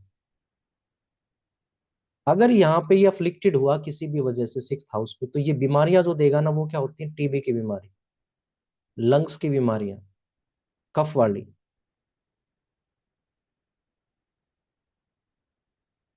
चेस्ट से रिलेटेड क्यों आ रही है बीमारियां किसी को पता ही नहीं है। रीजन क्या बना हुआ कि सन 6th हाउस में प्लेस्ड मिलेंगे। वो कहेगा पता नहीं, गवर्नमेंट जॉब तो मिल गई थी, पैसा भी आ रहा है, गुस्सा क्यों आता है इतना, इतने सवाल क्यों पूछता हूँ मैं, और मुझे एकदम से ये बीमारियां कहाँ से आ गई। जैसे ही सन की दशा एक्टिवेट होगी, ये सारी चीजें ले आएंगे उसकी लाइफ। अब अगर सन 7th हाउस में है तो, एक तो 7th हाउस 7th राशि को भी दिखा रहा है, जहाँ पे ये क्या होते हैं, बहुत वीक होते हैं, सनसेट हो जाता है यहाँ के, अगर यहाँ पे सनराइज होता है फर्स्ट में तो यहाँ सनसेट हो जाता है। एक तो ये वैसे वीक हो गए। जैसे ये आएंगे, सन यहाँ पे आए, ये क्या करेंगे, ये सबसे पहले मैरिज के अंदर प्रॉब्लम क्रिएट करना स्टार्ट कर। जिसके भी 7th हाउस में सन होगा, उसकी मैरिड लाइफ अच्छी नहीं मिलेगी, उसको भी नहीं पता रीजन, बट ये उसके लिए रीजन बने बैठे हैं। पास्ट कर्मा के हिसाब से यहाँ पे इनको सन को रूप ये काम दे दिया कि आपको इस बार इनको मैरिटल सुख नहीं लेने देना है। कैसे आएगा, आर्गुमेंट्स होंगे तो अलग है, इनके ऊपर ना लाइबिलिटी होगी, किसकी, अपने इन लॉज की। अब साली की शादी करानी है, अब साले को पैसे देने हैं, अब ससुर बीमार हो गए, अब सास बीमार होगी, उन्हीं में उलझे मिलेंगे। और इनके अपनी पार्टनर के साथ, चाहे वो बिजनेस पार्टनर हो, वाइफ हो, हीटेड आर्ग्यूमेंट्स होंगे। 2 दिन बातें हो रही हैं, 10 दिन बातें बंद है। अगर बाई चांस 7th हाउस में सन और वीनस इकट्ठे मिल गए, किसी के भी सन और वीनस इकट्ठे मिल गए, तो लव रिलेशनशिप की बैंड बज गई, प्यार आएगा लाइफ में। जब तक फॉर्मलाइज नहीं है तब तक ठीक है, जैसे ही फॉर्मलाइज हुआ तभी काम खराब। मतलब अगर गर्लफ्रेंड बॉयफ्रेंड बन के रहेंगे तो अच्छा काम चलेगा, जैसी शादी हुई सारा इंटरेस्ट खत्म, सारा रोमांस जीरो। फिर सब्र की कंप्लेन होती है कि अब आप पहले जैसे नहीं रहे, सन ने रहने नहीं दिया। और जब ये बीमारियां देते हैं तो कैसी देंगे, यहां से बीमारी जाएगी डायरेक्ट आपके रिप्रोडक्टिव ऑर्गन्स को लेके आएगी। पर्सनल जो आपके बोले प्राइवेट पार्ट्स जो हैं, वहां से रिलेटेड बीमारियां देते सन, अगर किसी के 7th हाउस में प्लेस्ड है और बैडली प्लेस्ड। 7th हाउस तो है, लेकिन अगर राशि अच्छी मिली है इनको, अगर मान लीजिए 10th राशि है यहाँ पे हाउस 7 में, फिर भी वो बैलेंस हो जाएंगे। लेकिन अगर 7th ही राशि किसी को मिल गई 7th ही हाउस में, तो दिक्कत कर देंगे। 8th हाउस बड़े कमाल का है, नीपा जी एंड में क्वेश्चन लेंगे, एंड में। 8th हाउस बड़े कमाल का है। यहाँ पर अगर सन की प्लेसमेंट मिलती है, तो देखिए एक बात तो तय है कि वो बच्चा बीमार जरूर बहुत होगा, ये पीड़ा का घर है। तो हो सकता है 8 डेज का हो बच्चा, तब से बीमार होना स्टार्ट हो जाए, इम्यूनिटी बिल्कुल जीरो, फीवर पे फीवर आएगा उसको। 8 मंथ्स का हो तब दिक्कत आ जाए, या 8 ईयर्स का हो, या फिर जो डिग्री मिलेगी सन को, उस डिग्री पे जब जाएगा ना, मान लीजिए 24 डिग्री 28 डिग्री है, इतने साल का होगा तो दिक्कत आएगी। सन की दशा में तो हद दिक्कत आएगी उसको। लेकिन ये बहुत कुछ अच्छा भी देते हैं। क्यों? क्योंकि 8th हाउस कैसा है, ये आपकी टोटल डार्कनेस है, बिल्कुल अंधेरा है यहाँ पे, पाताल लोक, कुछ ना दिखता हो। और सन अगर यहाँ पे आ गए, तो ऐसे इंसान से आप कोई भी सीक्रेट नहीं छिपा सकते, आपके मन की सारी बातें जान जाएगा ये। कितनी कोशिश कर लो छिपाने की, सीक्रेट नहीं छिपा सकते। लाइफ की हिडन साइड को तभी देख लेगा, क्योंकि है ना, अंधेरे में सब छुपा बैठा था, इनके पास आ गई लेंटेन या टॉर्च, हर लाइफ की हिडन चीज को देख लेंगे ये। इसीलिए जो दुनिया के बेस्ट एस्ट्रोलॉजर्स हैं, उनके 8th हाउस में आपको क्या मिलता है, सन की प्लेसमेंट मिलती है।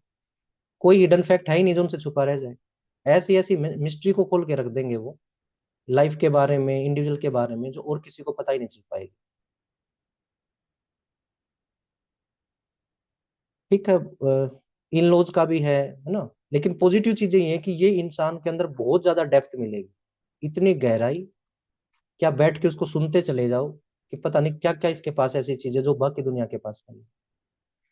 नाइन्थ हाउस में अगर किसी को सन की प्लेसमेंट मिलती है, तो ये सबसे पहला काम क्या कराते हैं, इंसान को बनाते हैं रिलीजियस नेचर का।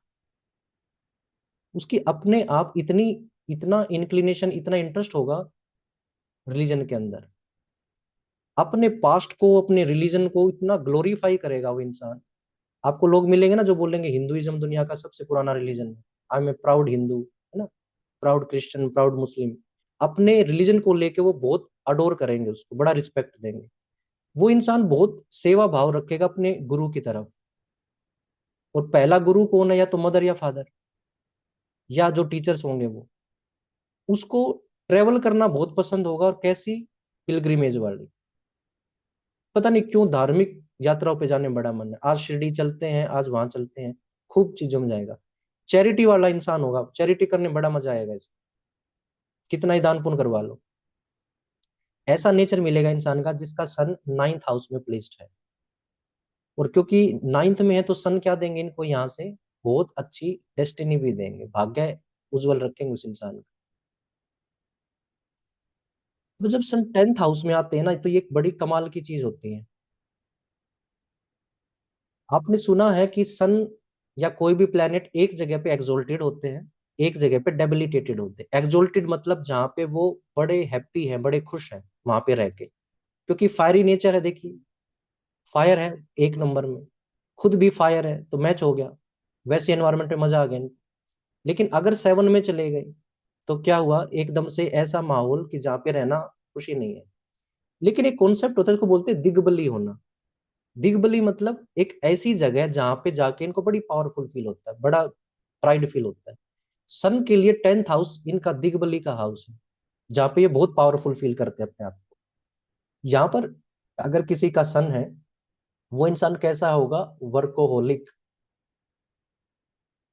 उसको आप ये कहो कि अरे आप 2 घंटे से काम में लगे, काम करो, रेस्ट कर लो, वो ना रेस्ट करने के नाम पे भी क्या करेंगे, बुक उठा के बैठ गए, स्क्रू ड्राइवर लेके बैठ गए, चलो कुछ ठीक ही कर लेता। वो काम करके ही रिलैक्स हो रहे हैं, इतना काम करके मजा आता है उनको।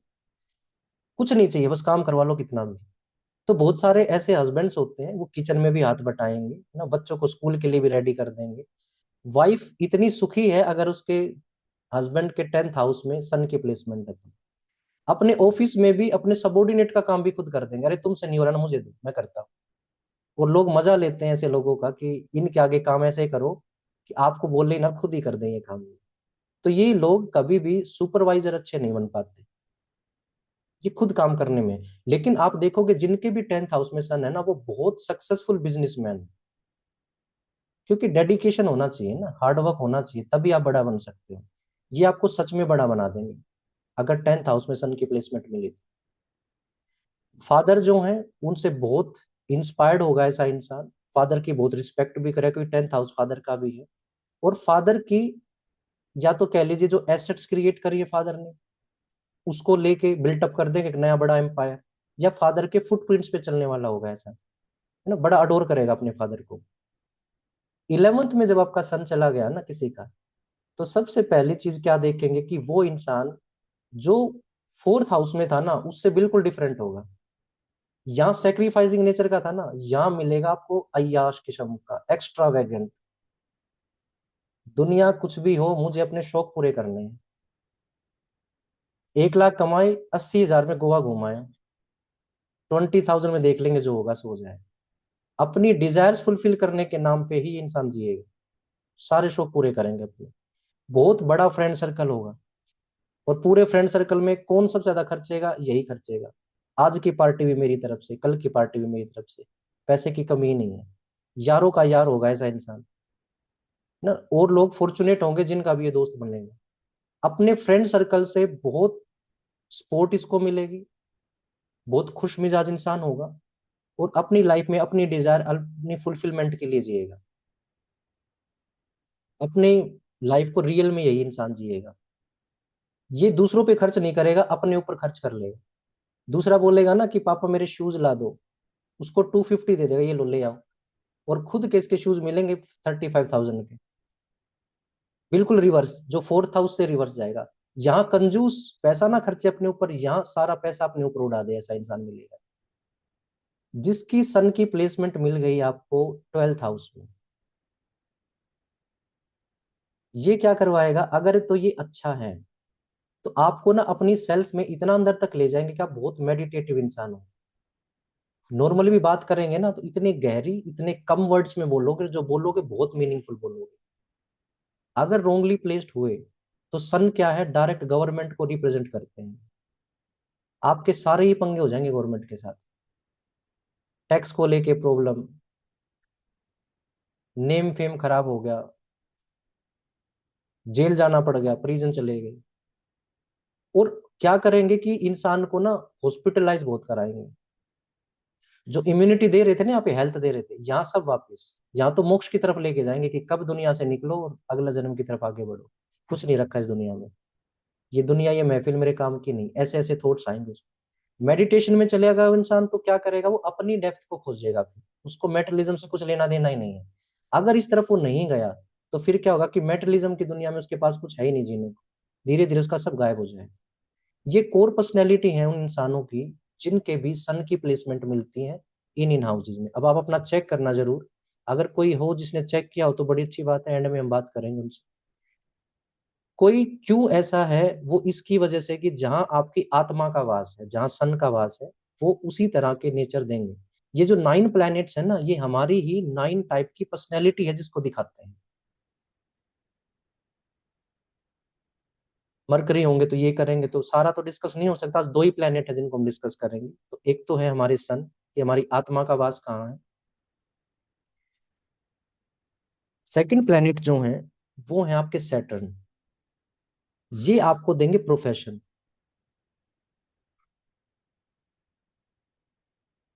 शनि महाराज, इनके बिना कोई नहीं है जो आपको पैसा दे दे या आपका प्रोफेशन दे दे। जिनके भी फर्स्ट हाउस में सैटर्न मिला है, हम सिर्फ प्रोफेशन को लेके बात करेंगे, इतनी डिटेल में नहीं कि वो बीमारी क्या देंगे या नहीं, सिर्फ प्रोफेशन को लेके। अगर फर्स्ट हाउस में सैटर्न प्लेस्ड है तो ये क्या देंगे आपको, ब्रेन रिलेटेड चीज। फर्स्ट हाउस आपका ब्रेन है ना, और आप ही हैं, तो आपके ब्रेन से रिलेटेड कोई भी प्रोफेशन। जैसे डाइटिशियन बन गए आप अपनी बॉडी को लेके, आपने सीखा अपनी बॉडी को कैसे मेंटेन करना है, वेट को कैसे बैलेंस करना है, तो आप क्या बन गए, डाइटिशियन। दूसरों को भी बता रहे हो आप कैसे करो। साइकेट्रिस्ट बन गए, एस्ट्रोलॉजर बन गए, जिम ट्रेनर बन सकते हो आप। और मतलब अपनी पर्सनैलिटी की डेवलपमेंट, और जो डेवलपमेंट आपने करी उसी को यूज करके आप प्रोफेशन में क्रिएट कर लो। अपने ऊपर जो काम किया ना, जो स्किल आप लेके आए हो अपने अंदर, उसी स्किल के बेस पे आपको सेटन प्रोफेसर ऑफर कर देंगे, अगर ये आपके फर्स्ट हाउस में प्लेस्ड है। बाकी बहुत फैक्टर्स होते हैं, ये वन ऑफ दी फैक्टर्स है ना। प्रोफेशन को कई अलग अलग टेक्निक से देखते हैं। लास्ट में एक बर्थ चार्ट पे जब काम करेंगे तो एक दो बताऊंगा मैं आपको। अगर किसी को सेटन मिलते हैं सेकंड हाउस में, तो सबसे पहला इंसान क्या करेगा, उसका ना अपने ही फैमिली बिजनेस में इंटरेस्ट होगा, कि फैमिली का हाउस है ना, फाइनेंस का भी है, तो अपनी फैमिली बिजनेस में काम करेगा बच्चा। और क्या दे सकता है आपको, अच्छा स्पीकर हो सकता है, अब वाणी का है, सिंगर बन सकता है, बाथरूम सिंगर होगा अच्छा खासा, और मन करेगा कि कभी मुझे मौका मिले तो मैं प्रोफेशनल सिंगर बन पाऊं यहाँ से।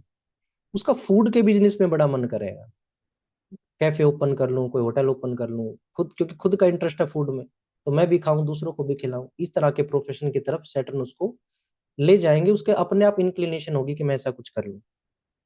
अगर थर्ड हाउस में सैटर्न मिले, जहां सैटर्न है हमारा प्रोफेशन वहां से जुड़ जाता है उस हाउस के एट्रीब्यूट से।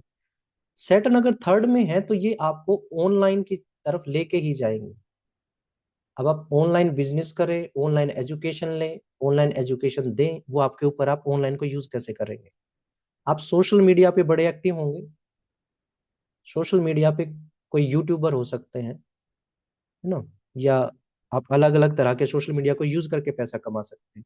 क्रिएटिव जितनी भी जॉब्स है ना उनमें इंटरेस्ट होगा। पेंटर अच्छे हो सकते हैं। आपकी डॉक्यूमेंटेशन बड़ी गजब की होगी अगर सैटर्न थर्ड हाउस में है। जो ड्राफ्टिंग आप कर देंगे ना डॉक्यूमेंट की, वो रेयरली कोई कर पाएगा। पहला ही ड्राफ्ट इतना गजब, इतनी अच्छी लैंग्वेज कि कोई पढ़े तो मना ही ना कर पाए इस प्रपोजल को। ऐसे वाले लोग होते हैं जिनका सैटर्न थर्ड हाउस में होता है।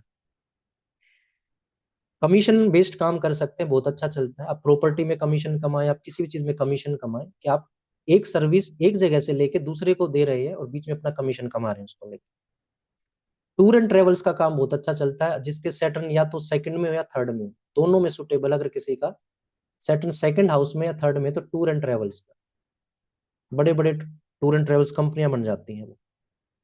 फोर्थ हाउस में अगर सैटर्न है, तो ये आपको सबसे पहला प्रोफेशन दे सकते हैं अच्छी खासी प्रॉपर्टी से रिलेटेड। आप प्रॉपर्टी डीलर बने, रियल एस्टेट एजेंट बने, कहीं ना कहीं आप प्रॉपर्टी से रिलेटेड हो।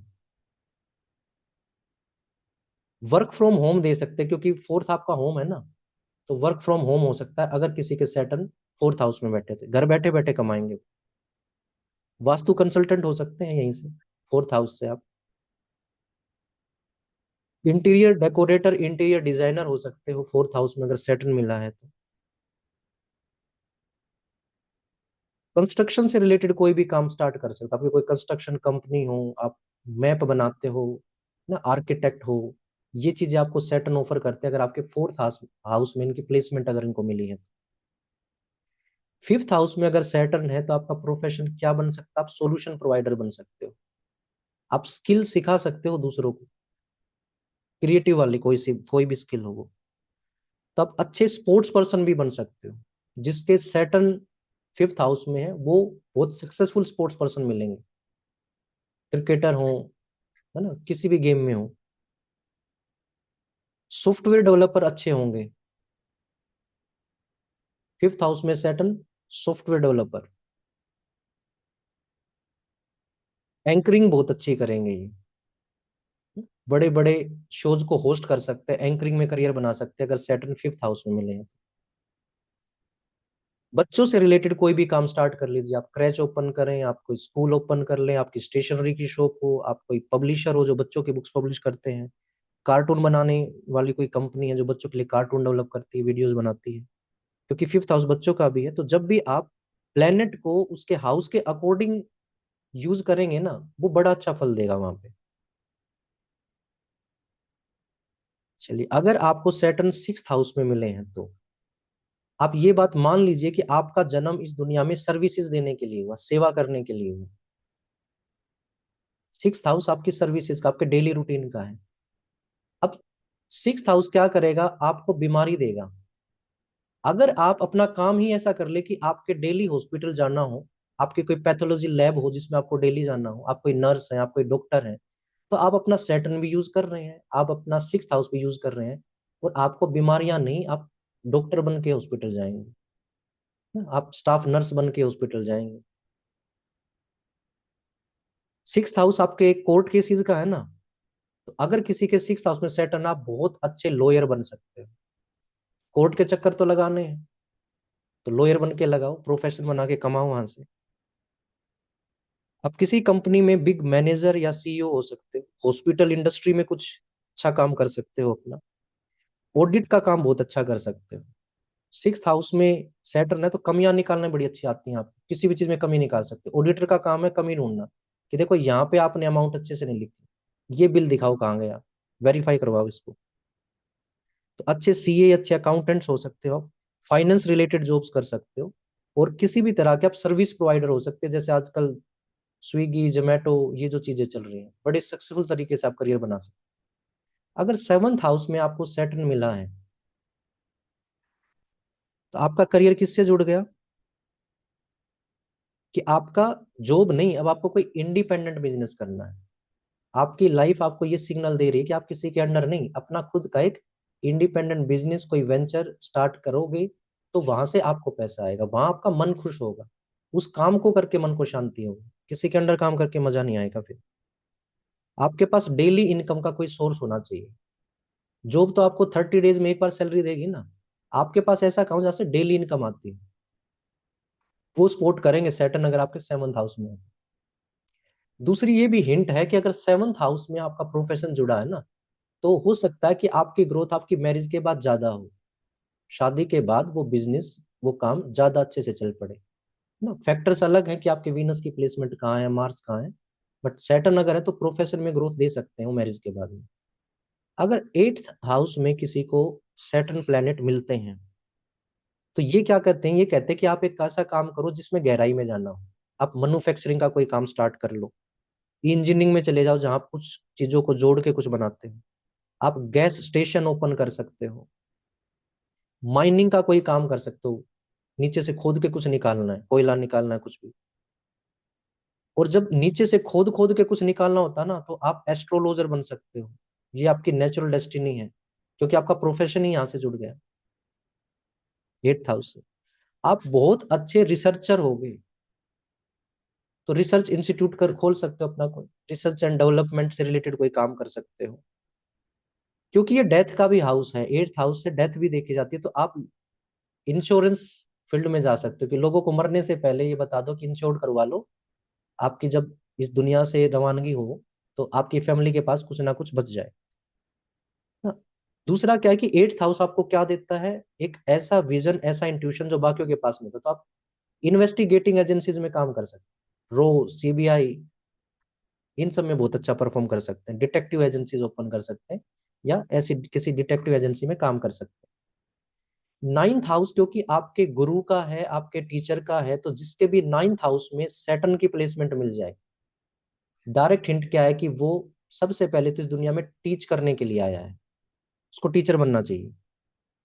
और वो जिसके भी सैटर्न यहाँ होगा ना, उसको ऑलरेडी लाइफ में मौका मिलेगा हायर एजुकेशन लेने का। 10th 12th पढ़ के नहीं रुकेगा इंसान, एटलीस्ट ग्रेजुएशन से ऊपर कुछ ना कुछ पढ़ाई करेगा वो। अगर वो रिलीजन के तौर पे भी जाए तो वो धर्म गुरु तक बन सकता है, जिसको हम स्पिरिचुअल लीडर बोलते हैं आजकल। बहुत सारे इंडिया में, आप भी उनमें से एक हो सकते हो, लेकिन एथिकल वाले, अच्छे वाले, कि आपके 9th हाउस में सैटर्न प्लेस्ड गुरु के घर में। अगर 9th हाउस में किसी का सैटर्न है, तो वो अपने फादर के बिजनेस को बहुत अच्छे से ऊपर लेके चला जाएगा, क्योंकि 9th हाउस से आप फादर को भी देख, तो फादर का जो काम है उसी को बच्चा आगे बढ़ा सकता है। आप फॉरेन ट्रेवल्स में डील कर सकते हैं, है ना। जब हम एक तरह से एस्ट्रोलॉजी पढ़ते हैं फॉरेन के लेवल पे, तो आपके अलग अलग हाउसेज बताते हैं कि आपको, आप जा पाएंगे कि नहीं जा पाएंगे, आपका वीजा लगेगा कि नहीं लगेगा, और अगर लग गया तो क्या आपको वहां की पीआर मिलेगी कि नहीं मिलेगी। तो 9th हाउस आपकी जो फॉरेन ट्रेवल्स है उनसे भी रिलेटेड है। आप फॉरेन से रिलेटेड काम कर सकते हैं, आईलेट्स, पीटी, इनके एग्जाम्स की कोई इंस्टीट्यूट ओपन कर सकते हैं। लॉन्ग डिस्टेंस ट्रेवल आप प्लान कर सकते हैं। तो ये सारे काम आपके जुड़ जाते हैं अगर आपके 9th हाउस में सैटर्न है। 10th हाउस में अगर प्लेसमेंट मिलती है सैटर्न की, तो ये गुड कॉम्बिनेशन, आपको हाई अथॉरिटी के अंदर रखेंगे ये, क्योंकि इनका खुद का साइन है 10th। ये खुद मालिक है यहाँ के 10th साइन के। 10th साइन को मान ले कि 10th हाउस है वो, इक्वेटी करके चले, तो हाई अथॉरिटी की जॉब मिलेगी आपको। गवर्नमेंट डिपार्टमेंट से रिलेशन रहेंगे ही रहेंगे, गवर्नमेंट के बड़े बड़े कॉन्ट्रैक्ट्स के साथ आप डील कर सकते हैं। पॉलिटिक्स में भी एक अच्छा ब्राइट करियर बना सकते हैं अगर आप कोशिश करें तो इस तरफ। तो जो बहुत अच्छे पॉलिटिशियंस हैं उनकी लाइफ में सन और सैटर्न जो है बहुत कुछ डिसाइड करते हैं कि उनकी प्लेसमेंट कहाँ की। ये आपको पूरा नेम एंड फेम देने के लिए बैठे, क्योंकि 10th हाउस आपके नेम एंड फेम का भी, तो काम भी करेंगे और पॉपुलर भी होंगे। अगर 11th हाउस में आपके सैटर्न मिले हैं आप, तो ये क्या दे सकते हैं आपको, कोई भी जॉब, कोई भी बिजनेस, आप जिस चीज में भी हाथ डालोगे ना, वहीं पे भी आप सक्सेसफुल हो जाओगे। 11th हाउस आपका इतना पावरफुल है, आप जिस भी काम में चले जाओगे ना, वहीं आपको सक्सेस मिल जाएगी, वहीं से आपकी डिजायर फुलफिल हो जाएगी। बस इतना कि आप सैटर्न के अकॉर्डिंग बिहेव करते हो, है ना। चीटिंग नेचर ना हो, डिसऑनेस्ट ना हो, दूसरों को दे के थोड़ी खुशी मिलती हो, दूसरों को हक छीनने वाले ना हो, तो सैटर्न बहुत अच्छा काम करेंगे। यहाँ पर अगर किसी का है, तो वो इंसान कैसा होगा बाय नेचर, वो एनजीओ ओपन करने वाला होगा, दूसरों की हेल्प करना चाहेगा, सोशल वेलफेयर रिलेटेड कोई काम करेगा वो इंसान। अगर 12th में किसी को सैटर्न मिले हैं, तो यहाँ से क्या मिलेगा आप, सबसे पहला कि आप इंपोर्ट एक्सपोर्ट का काम अगर स्टार्ट करेंगे तो बहुत अच्छा चलेगा, इंपोर्ट एक्सपोर्ट का। फॉरेन कंट्री से रिलेटेड आपका कोई काम है, तो ये 12th आपको फॉरेन कंट्री भी दिखाता है, दूसरे देश में। और दूसरा देश जरूरी नहीं कि इंडिया से बाहर ही दूसरा देश, जहां पर भी आपकी वाणी चेंज हो जाए, लैंग्वेज चेंज हो जाए, फूड चेंज हो जाए, कल्चर चेंज हो जाए, चाहे वो इंसान मुंबई का हो और वो चला जाए कहाँ पे, एमपी में, वो भी आपके लिए काइंड ऑफ फॉरेन कंट्री माना जाएगा, फॉरेन स्टेट माना जाएगा। दूसरा देश तो है ही दूसरा देश, बट अगर आप ऐसी एक बाउंड्री क्रॉस करके जा रहे हैं जहाँ पे आपकी लैंग्वेज चेंज हो गई, या मान लीजिए हम थोड़ा और ऊपर आ जाएं, कश्मीर चले गए आप, है ना, मुंबई से और कश्मीर में चले गए, तो फूड हैबिट चेंज होगी, कल्चर चेंज हो गया, तो वो आपको काम अच्छा देगा वहां पे। आप अच्छे इन्वेस्टर हो सकते हैं, आपकी इन्वेस्टमेंट का भी हाउस, इन्वेस्टमेंट बैंकर हो सकते हैं, दूसरों को बता सकते हैं कहाँ करना है। शेयर मार्केट में बहुत अच्छा काम कर सकते हैं आप।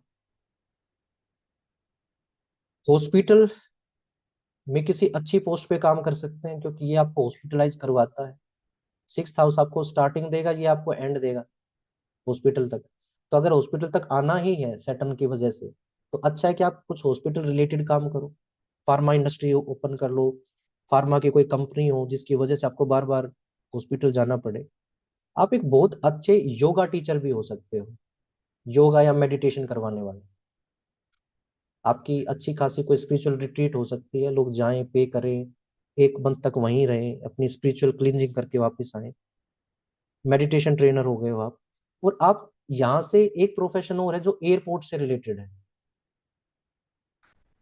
अब फ्लाइट स्टुअर्ड है ना, एयर होस्टेस हैं, पायलट हैं, या एयरपोर्ट से रिलेटेड कोई भी काम है, तो वो सब आप कर सकते हैं, ये आपका सैटर्न आपको बता देते हैं। चलिए, आज के इस फ्री सेशन में हमें इतना ही डिस्कस करना था। अब एक बर्थ चार्ट पे चल पड़ते हैं, किसी पे भी। चलिए अभी इसको छोड़ देते हैं।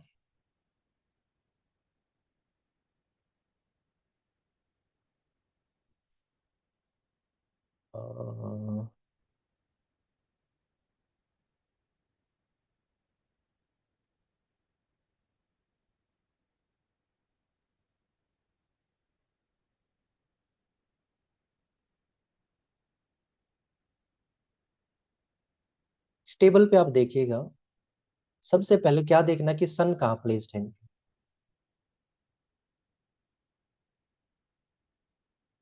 12th हाउस मतलब 12th साइन 8th हाउस के अंदर। तो जो 6 8 12 होता है ना, उसका कॉम्बिनेशन बनना चाहिए, चाहे कहीं से बन जाओ। तो इनका देखो कैसे बनना है कि 12th साइन आ गया 8th हाउस में, तो दोनों चीजें कनेक्ट हो रही है। 8th हाउस है इसलिए 8 है, 12th साइन है इसलिए 12th है। यहाँ पे कौन है, मार्स और वीनस, शादी वाले घर में। और ससुराल पक्ष में कौन चले गए, खुद सन। सैटर्न कहाँ है इनके, 6th हाउस में, और किसके साथ है, राहु के साथ है। तो अच्छा कॉम्बिनेशन नहीं होता, सैटर्न राहु साथ होते हैं तो। सैटर्न राहु अगर साथ है तो ये पितृ दोष को दिखाता है कि आपके पूर्वजों की ब्लेसिंग आप तक नहीं आ रही, कोई ना कोई दोष है। शादी के 4 साल के अंडर अंडर डिवोर्स हो गया था इन लोगों का, जिसका ये बर्थ चार्ट है उनका। अगर हम देखें कि इनका मन क्या चाहता है, इनकी आत्मा का वास कहाँ है, तो ये सच में सर्व करना चाहती है अपने इन लॉज को। किसी फीमेल की कुंडली है कि वो एक बार जो भी मिसअंडरस्टैंडिंग है ना उसको दूर करे, मुझे वापस ले जाए, मैं बहुत सेवा करना चाहती हूँ अपने माँ बाप से भी बढ़ के। आत्मा कहाँ वास करती है, ससुराल के अंदर।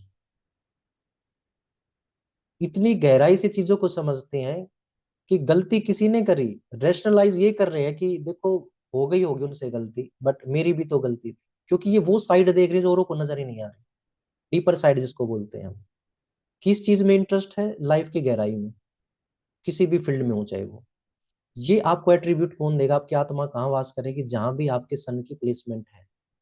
प्रोफेशन कहाँ से जुड़ जाएगा आपका, जहां भी सैटर्न है आपके। और भी बहुत टेक्निक होती है, बट ये भी वन ऑफ द टेक्निक्स है कि सैटर्न कहाँ पे प्लेस्ड है।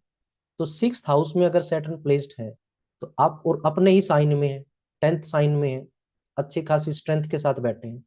अब या तो आप ऐसा कोई काम करो जिससे आप दूसरों की प्रॉब्लम को दूर कर पाओ, दूसरों के दुख दूर कर पाओ, सर्विसेज दे पाओ उनको। और कैसे दोगे, क्योंकि साथ में राहु है, तो आपको ये काम करना पड़ेगा ऑनलाइन लेवल पे, ऑनलाइन जाके सोशल मीडिया के थ्रू, है ना, किसी भी तरीके से आप ऑनलाइन तरीके से जुड़े, लोगों से उनकी प्रॉब्लम को सॉर्ट आउट करें। चाहे आप डाइटिशियन बन जाए, लोगों को ये बताएं कि क्या खाना ठीक है क्या खाना गलत, ना चाहे आप एक डाइटिशियन बन गए, साइकेट्रिस्ट बन गए ना, काउंसलर बन गए, आप लोगों को बता रहे हो देखो ये तो है ऑलरेडी प्रॉब्लम लाइफ में, ये है जिसको हम इनवाइट कर रहे हैं। तो अगर इसको इनवाइट ना करें तो प्रॉब्लम्स कम हो जाएंगी। आपको सर्व करना पड़ेगा, जितना दूसरों के लिए करोगे उतना खुद की लाइफ में चीजें बेटर होती चली जाएंगी।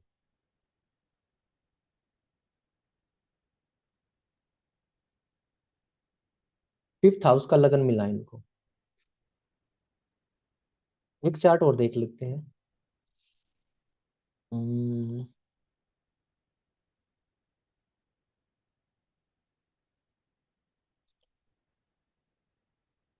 ये देखिए सन की प्लेसमेंट कहाँ है इस बार चार्ट में, 4th हाउस के अंदर, है ना। 4th हाउस में और 7th राशि है, यानी कि जहां पर सन डेबिलिटेटेड होते हैं वहां है वो, बिल्कुल कमजोर, वीनस के साथ बैठे हैं। तो ये जो बच्चा है इसको आइज की प्रॉब्लम आएगी ही आएगी, क्योंकि सन जो है ना वो ऐसी जगह पे जहाँ वो कंफर्टेबल ही नहीं है। तो अगर वो खुद पीड़ित है तो वो उस इंसान को भी वो सुख नहीं देंगे। जब बीमारी आएगी आंखों से रिलेटेड, क्योंकि सन जो है वो राइट आई को दिखाते, मून लेफ्ट आई को दिखाते, विजन रिलेटेड दोनों, क्योंकि जिसके पास रोशनी है वही हमारी आंखों की रोशनी है। तो या तो सन के पास है एब्सोल्यूट सोर्स, या उसके बाद मून के पास है, बाकी किसी प्लेनेट के पास अपनी कोई लाइट नहीं है, तो आइज से रिलेटेड दिक्कत आएगी। वीनस भी साथ में है तो मदर परेशान होगी फिर, जब बच्चा अगर बीमार है तो माँ भी परेशान होगी, वीनस दोनों दिखाता है, मदर भी वाइफ भी। दूसरा क्या है कि अगर मून देखा जाए जो उनकी लेफ्ट आई है, तो मून की प्लेसमेंट भी कहाँ है, 6th हाउस के अंदर, ये भी कोई अच्छी प्लेसमेंट नहीं है। 6th हाउस का मून वो भी सैटर्न के साथ अगर बैठा है वो भी दिक्कत देगा।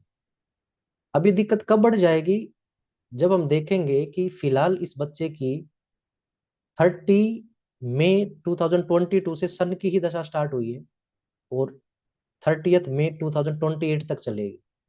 ये जो 6 इयर्स की दशा है इसमें तो सन इसको दिक्कत देंगे ही देंगे। उसके बाद हो सकता है कुछ चेंज आए, फिर मून की दशा आएगी।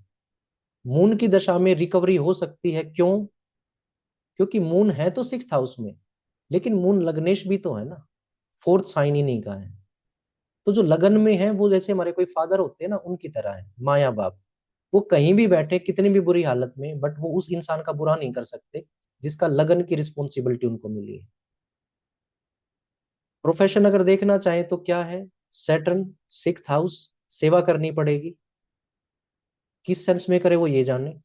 लेकिन अगर ये हॉस्पिटल इंडस्ट्री में ना गए या एडवोकेट ना बने तो इनको इन्हीं से रिलेटेड लाइफ टाइम चक्कर काटने पड़ेंगे अपनी लाइफ, या तो कोर्ट कचहरी के या फिर हॉस्पिटल्स, बीमारियां ही साथ नहीं छोड़ेंगी। तो इस तरीके से हम एस्ट्रोलॉजी में बहुत कुछ देख सकते हैं, हेल्थ से रिलेटेड, प्रोफेशन से रिलेटेड, अपनी सारी रिलेशनशिप्स, किस टाइम पे क्या प्रॉफिट क्या गेन आएगा क्या नहीं आएगा।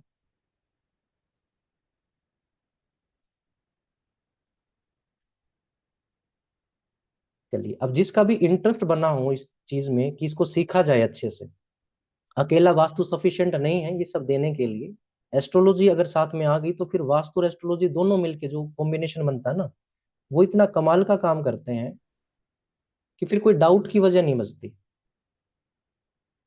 तो इस वजह से एक न्यू कोर्स है जो आप सबके लिए डिजाइन किया गया है, एडवांस ज्योतिष आचार्य कोर्स, उन लोगों के लिए जिनको या तो वास्तु पहले से आता है, या जिनका वास्तु में कम एस्ट्रोलॉजी में ज्यादा इंटरेस्ट है, या फिर वो लोग जो वास्तु सीख चुके हैं और जिनके अंदर क्यूरियोसिटी है कि एस्ट्रोलॉजी को भी एक बार सीख लिया जाए। फिर कोई गैप नहीं बचता, जब वास्तु कंप्लीट आ गया आपको और एस्ट्रोलॉजी आ गई, फिर कोई गैप नहीं, आप हर तरह की प्रोडिक्शंस निकाल सकते हैं, हर तरह के प्रोफेशन से रिलेटेड। तो इसमें जो आपको सबसे बड़ा जो कोर्स का कंटेंट है ना वो आपकी केपी एस्ट्रोलॉजी। ये एक ऐसी ब्रांच है एस्ट्रोलॉजी की जो कंपैरेटिवली डिफिकल्ट है लेकिन एक्यूरेट है, क्योंकि कृष्णमूर्ति जो रहे हैं उन्होंने जब काम किया इस थियरी के ऊपर, उन्होंने कैलकुलेशंस निकालनी है, हर चीज की कैलकुलेशंस उसमें। तो जब कैलकुलेशंस होती हैं तो वो एक्यूरेसी की तरफ जाती हैं। एक तरफ ऐसी कोई ब्रांच एस्ट्रोलॉजी जो आपको कहती है कि ऐसा मान लेते हैं कि इस वजह से ये हो रहा है तो अब आप ये उपाय कर लीजिए। मान लेने में और जान लेने में बड़ा डिफरेंस है। जब हम जान के कोई काम करते हैं ना, समझ के करते हैं, तो एक तो ह्यूमन माइंड को सेटिस्फेक्शन होता है, और दूसरा क्या होता है कि उसमें एक्यूरेसी बढ़ जाती है। तो केपी एस्ट्रोलॉजी बहुत बड़ी एक ब्रांच है जिसमें आपके नक्षत्र को हम बहुत डीपली स्टडी करते हैं। हर नक्षत्र के अपने एट्रीब्यूट्स होते हैं, कैसे वो बिहेव करेगा, क्योंकि प्लेनेट से बड़ी चीज जो होती है वो नक्षत्र है। प्लेनेट वही करेगा जो नक्षत्र उसको करने के लिए बोलेगा। तो नक्षत्र कितने हैं, उनकी अपनी क्या क्या एट्रीब्यूट्स हैं, बड़ी डेप्थ में स्टडी होगी इसमें। सिर्फ नाम बताने से काम नहीं चलेगा कि अश्वनी और उसके बाद भरणी नक्षत्र है। एक एक नक्षत्र का वो नाम, उसकी शेप, क्या क्या उसके काम है, किस तरह के सिग्नल्स वो देगा और किस किस को देगा, उस नक्षत्र का कौन लॉर्ड होगा, उनके बीच का जो कनेक्शन है वो क्या है। इसके बाद एक स्टेप आगे बढ़ते हैं कि ये केपी एस्ट्रोलॉजी सिर्फ नक्षत्र तक नहीं चलती। एक्चुअल में जो इसका काम है वो सब लोड थ्योरी पे काम करना है। सब लोड है जो रियल में रिजल्ट लेके आएगा। नक्षत्र लोड तो करेगा अपना काम, लेकिन वो रिजल्ट आएगा क्या, एक्चुअल में क्या हाथ में लगेगा, वो देगा आपको सब लोड। सब लोड के बाद भी एक डायमेंशन जिसको हम सब सब लोड बोलते हैं, ये बहुत माइन्यूट लेवल पे जाना है। और जो बोलते हैं ना एट्थ हाउस वाली रिसर्च, कि आप इतनी डेप्थ में चले गए कि अब कुछ बचा ही नहीं है जो छुपा रह जाए आपसे। लाइफ के सारे सीक्रेट आपके सामने होंगे, कैलकुलेशंस आपको पता होंगी, क्विकली आप अप्लाई करेंगे और किसी भी चीज का आप कुछ भी निकाल के दिखा देंगे किस वजह से। उसके बाद सब सब लोड पे जाने के बाद कौन कौन से प्लैनेट सिग्निफाई करते हैं ये लोड्स, कौन कौन से हाउस को सिग्निफाई करते हैं। और उसके बाद एक दशा लगन टेक्निक होती है कि जो भी आपकी दशा चल रही है उसी टेक्निक को, तो उसी दशा को यूज करके एक टेक्निक यूज करते हैं जिससे आप उस दशा के अंदर आपका प्रोफेशन में क्या चेंज आएगा, हेल्थ में क्या चेंज आएगा, आपके पूरे 12 हाउसेज को आप दोबारा से रीअलाइन कर सकते हैं कि इस प्रेजेंट दशा में मेरी लाइफ किस तरफ मोड़ लेगी। आपने देखा होगा कि एक इंसान ने बड़ी मेहनत करके, मान लीजिए उसने अपना रेस्टोरेंट ओपन किया, उसकी दशा चेंज हुई, उसका मन करता है यार कुछ नहीं रखा रेस्टोरेंट में, क्राइसिस आ गया है, कोई मजा नहीं, मैं तो क्या करता हूँ गारमेंट शॉप ओपन करता हूँ। जो उसने कभी सोचा भी नहीं था ना, उस प्रोफेशन में वो एंटर कर गया, बहुत अच्छा कमा रहा वहां पे। उसको पता ही नहीं मेरी कौन सी दशा एक्टिवेट हुई, किस वजह से मेरा इंटरेस्ट एकदम चेंज हो गया और मेरा ये चीज कामयाब हो गई। यहाँ से आप प्रॉपर प्रोडिक्शंस कर पाएंगे सिर्फ केपी एस्ट्रोलॉजी के बेस पे, हर तरह की प्रोडिक्शन। और आपको अगर कोई ऐसा इम्बैलेंस है दशा के लेवल पे या किसी लेवल पे जहाँ पे आपको रेमेडीज की जरूरत है, वो रेमेडीज आपको प्रॉपर सिखाई जाएंगी केपी। इसके अलावा एडिशनल आपको और क्या क्या मिलेंगे, केपी एस्ट्रोलॉजी को बेस बना के आपको प्रोफेशनल एस्ट्रोलॉजी सिखाई जाएगी। जैसे अभी आपने सैटर्न से प्रोफेशन देखा, वो बिल्कुल नर्सरी क्लास की एबीसीडी थी, उससे ऊपर कुछ भी नहीं था। वो बहुत मतलब कॉमन टेक्निक थी, उससे तो बहुत ही रेयर है कि आप कोई चीज देख पाए। हालांकि इतना भी अच्छा लगता है जान के, रिलेट भी कर पाते हैं। लेकिन प्रोफेशन को देखने की, शॉर्ट लिस्ट करने की बहुत सारी टेक्निक्स हैं, क्योंकि आपको अल्टीमेटली ये देखना होता है कि एक इंसान की लाइफ में जो चैलेंजेस हैं वो 6 8 12 से आने हैं। तो आपको प्रोफेशन ऐसा चूज करना है कि उसके 6 8 12 यूज हो जाए और उसको परेशानी ना आए। काम तो कोई ना कोई करेगा, पैसा भी कमाएगा, लेकिन अगर आप काम को ऐसे अलाइन कर दो कि वो सेटिस्फेक्शन भी दे, वो पैसा भी दे और चैलेंजेस कम हो जाए, वो आपको करना होता है टेक्निक से, जिसको हम बोलते हैं प्रोफेशनल एस्ट्रोलॉजी। उसके बाद आज आप देखेंगे चारों तरफ इतना क्राइसिस है चाइल्ड बर्थ को लेके। शादी हो गई, बच्चा कंसीव ही नहीं कर पा रहे, कंसीव कर लिया बार बार अबॉर्शन हो रहा है ना। किसी तरह बच्चा पैदा हुआ, मेंटली रिटार्टेड है या किसी भी organ में दिक्कत है उसके। तो वास्तु में भी टेक्निक्स है, नो डाउट काम भी करती हैं वो चाइल्ड बर्थ को लेके, लेकिन जब आपको किसी कॉम्प्लिकेटेड केस को डील करना हो या आप वास्तु पे काम करके रिजल्ट नहीं लेके आ पा रहे, तो चाइल्ड बर्थ एस्ट्रोलॉजी आपको एक्यूरेसी के साथ बताएगी कि कब कहाँ क्या करने से कैसे चीजें बदल जाएंगी। उसके बाद एक टेक्निक है जिसको नवतारा बोलते हैं। ये आपको बताती है कि आपके जो भी प्लैनेट्स आपको मिले हैं ना, उनमें से कौन सा प्लैनेट आपको फेवर करने आया कि डिसफेवर करने आया है। आप एक सेकंड में पहचान लेंगे कि ये प्लैनेट मेरे लिए अच्छा काम करेगा लाइफ टाइम के लिए, ये बुरा काम करेगा, इससे मुझे चैलेंजेस आने हैं, इससे मुझे पैसा आना है। इसके साथ एक टेक्निक इसको अष्टक वर्गा बोलते हैं। ये बहुत काम की है। आपको किसी भी एक हाउस की स्ट्रेंथ या वीकनेस देखनी है कि मेरा 12 हाउसेज में से सेल्फ का हाउस या प्रोफेशन का हाउस, कौन सा हाउस है जो वीक है या स्ट्रोंग है, कहाँ से मुझे अननेसेसरी चैलेंज आ रहे हैं, कहाँ पे अगर मैं काम करूं तो मेरी वो चीज सॉर्ट आउट हो सकती है। वास्तु में अप्लाई करेंगे तो आप घर की फेसिंग डिसाइड कर सकते हैं, यहाँ से किसके घर की क्या फेसिंग होनी चाहिए जो उसको मैक्सिमम गेन एंड प्रॉफिट दे वो। उसके बाद सबसे इंपॉर्टेंट आती है इसमें होरारी कुंडली। ये गैप फिल करती है जब आपके पास क्लाइंट या आपकी फैमिली में कोई इंसान है जिसको बर्थ टाइम पता ही नहीं, जिसको कोई डेट ही नहीं पता, लेकिन उसको भी चाहिए कि मेरी कोई कुंडली हो। तो आपको एक टेक्निक सिखाई जाती है जिससे आप ऑन द स्पॉट उसके कुंडली बनाएंगे और उस कुंडली को सिर्फ बनाएंगे नहीं, उस कुंडली के बेस पे आप प्रिडिक्शन देंगे और वो एक्यूरेट निकलेगी। जब उसको आप अलाइन करेंगे रूलिंग प्लेनेट थ्योरी के साथ में, तो ये इतनी पावरफुल टेक्निक है। आप ये बता देंगे कि ये इवेंट इस टाइम पे होगा, इस ईयर में, इस मंथ में, मंथ के इस वीक में, वीक के इन दिनों में, और दिन के इस घंटे के बीच में होगा ये। अगर आपकी पेमेंट आनी है तो इस 2 आवर्स के बीच में आएगी।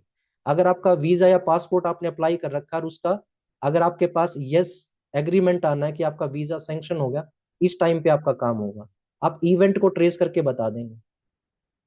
उसके बाद इसकी सबसे, इससे भी बड़ी हाईलाइट है कि इसमें मेडिकल एस्ट्रोलॉजी आपको ऑफर की जा रही है। आपको ऐसी टेक्निक सिखाई जाएंगी कि आपकी लाइफ में अगर मेडिकल इश्यूज किसी भी तरह के हैं, चाहे साइनस की दिक्कत है, आपको कोल्ड कफ रहता है, और चाहे वो बड़े से बड़ी बीमारी है, आप सिर्फ अपने प्लेनेट की एनर्जी को क्लीन करके, उसके ओरा को क्लीन करके, उसको ट्रीट करके बहुत कम मेडिसिन में अपनी बीमारी को ठीक कर सकते हैं। ऐसा नहीं कि मेडिसिन नहीं लेनी पड़ेंगी, वो लेनी होंगी, लेकिन उसमें आपका प्लेनेट इतनी हेल्प करेगा कि आपकी रिकवरी बड़ी फास्ट हो जाएगी। बहुत कम मेडिसिन आपको लेनी पड़ेंगी और बहुत जल्दी रिकवरी आ जाएगी। उसके बाद एक बड़ी टेक्निक एस्ट्रोलॉजी, इसको हम BNN एस्ट्रोलॉजी बोलते हैं, भृगु नंदी नाड़ी। ये केपी से थोड़ी सी डिफरेंट है, लेकिन ये भी बहुत अच्छी और रिजल्ट ओरिएंटेड है ना। दो अलग अलग ऋषि मुनि रहे हैं, भृगु और नंदी, जिन्होंने इसको बनाया है। ये थोड़ा थोड़ा सा अलग प्रिंसिपल देंगे, लेकिन जब केपी के साथ इसको लेके चलते तो वेरीफाई कर पाते हैं कि जो बात मैंने केपीलॉजी से, केपी एस्ट्रोलॉजी जो निकाली है ना, अगर वही BNN भी सपोर्ट कर रही है तो मेरी प्रिडिक्शन 100% एक्यूरेट है। आप दो जगह से टैली कर सकते हैं कि मैंने जो सोचा है कि इसकी इस वजह से ये दिक्कत आ रही है, तो वो दो जगह से आप वेरीफाई कर पाएंगे। अकेली BNN भी लोग सिखाते हैं, बहुत कॉस्टली चार्ज करते हैं, क्योंकि ये बहुत ऑथेंटिक थ्योरी है BNN भी आपकी। उसके बाद आप एक्यूरेटली ये देख पाएंगे अगर किसी को फॉरेन में सेटल होना है, कब अप्लाई करे वीजा, वीजा मिलेगा कि नहीं, PR पे रहेंगे या वहाँ का उनको परमानेंट सेटलमेंट भी पॉसिबल है, ये सारा आपको सिखाया जाएगा।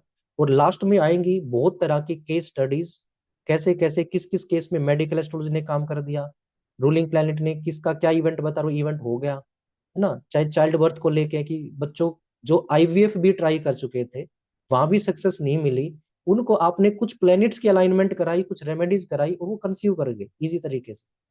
और लास्ट में आपकी वास्तु की नहीं, एस्ट्रोलॉजी की रेमेडीज आएंगी, प्लैनेट बेस्ड रेमेडीज आएंगी, घर पे करने की रेमेडीज नहीं होंगी।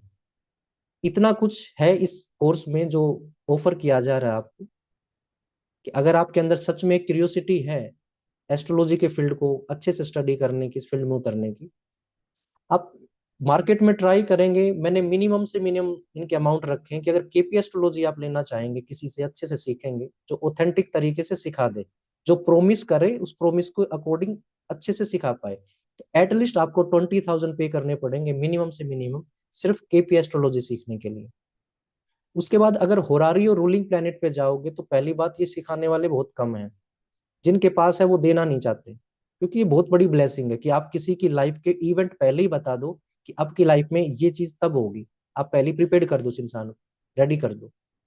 अगर कोई टीच करेगा तो कम से कम आपसे 15,000 सेपरेटली चार्ज करेगा इस टेक्निक को सिखाने के। BNN अगर आप सीखने निकलेंगे भृगु नंदी नाड़ी को, ये एक इंडिपेंडेंट ब्रांच है एस्ट्रोलॉजी की, एटलीस्ट आपको 12,000 पे करने पड़ेंगे इसको सीखने के।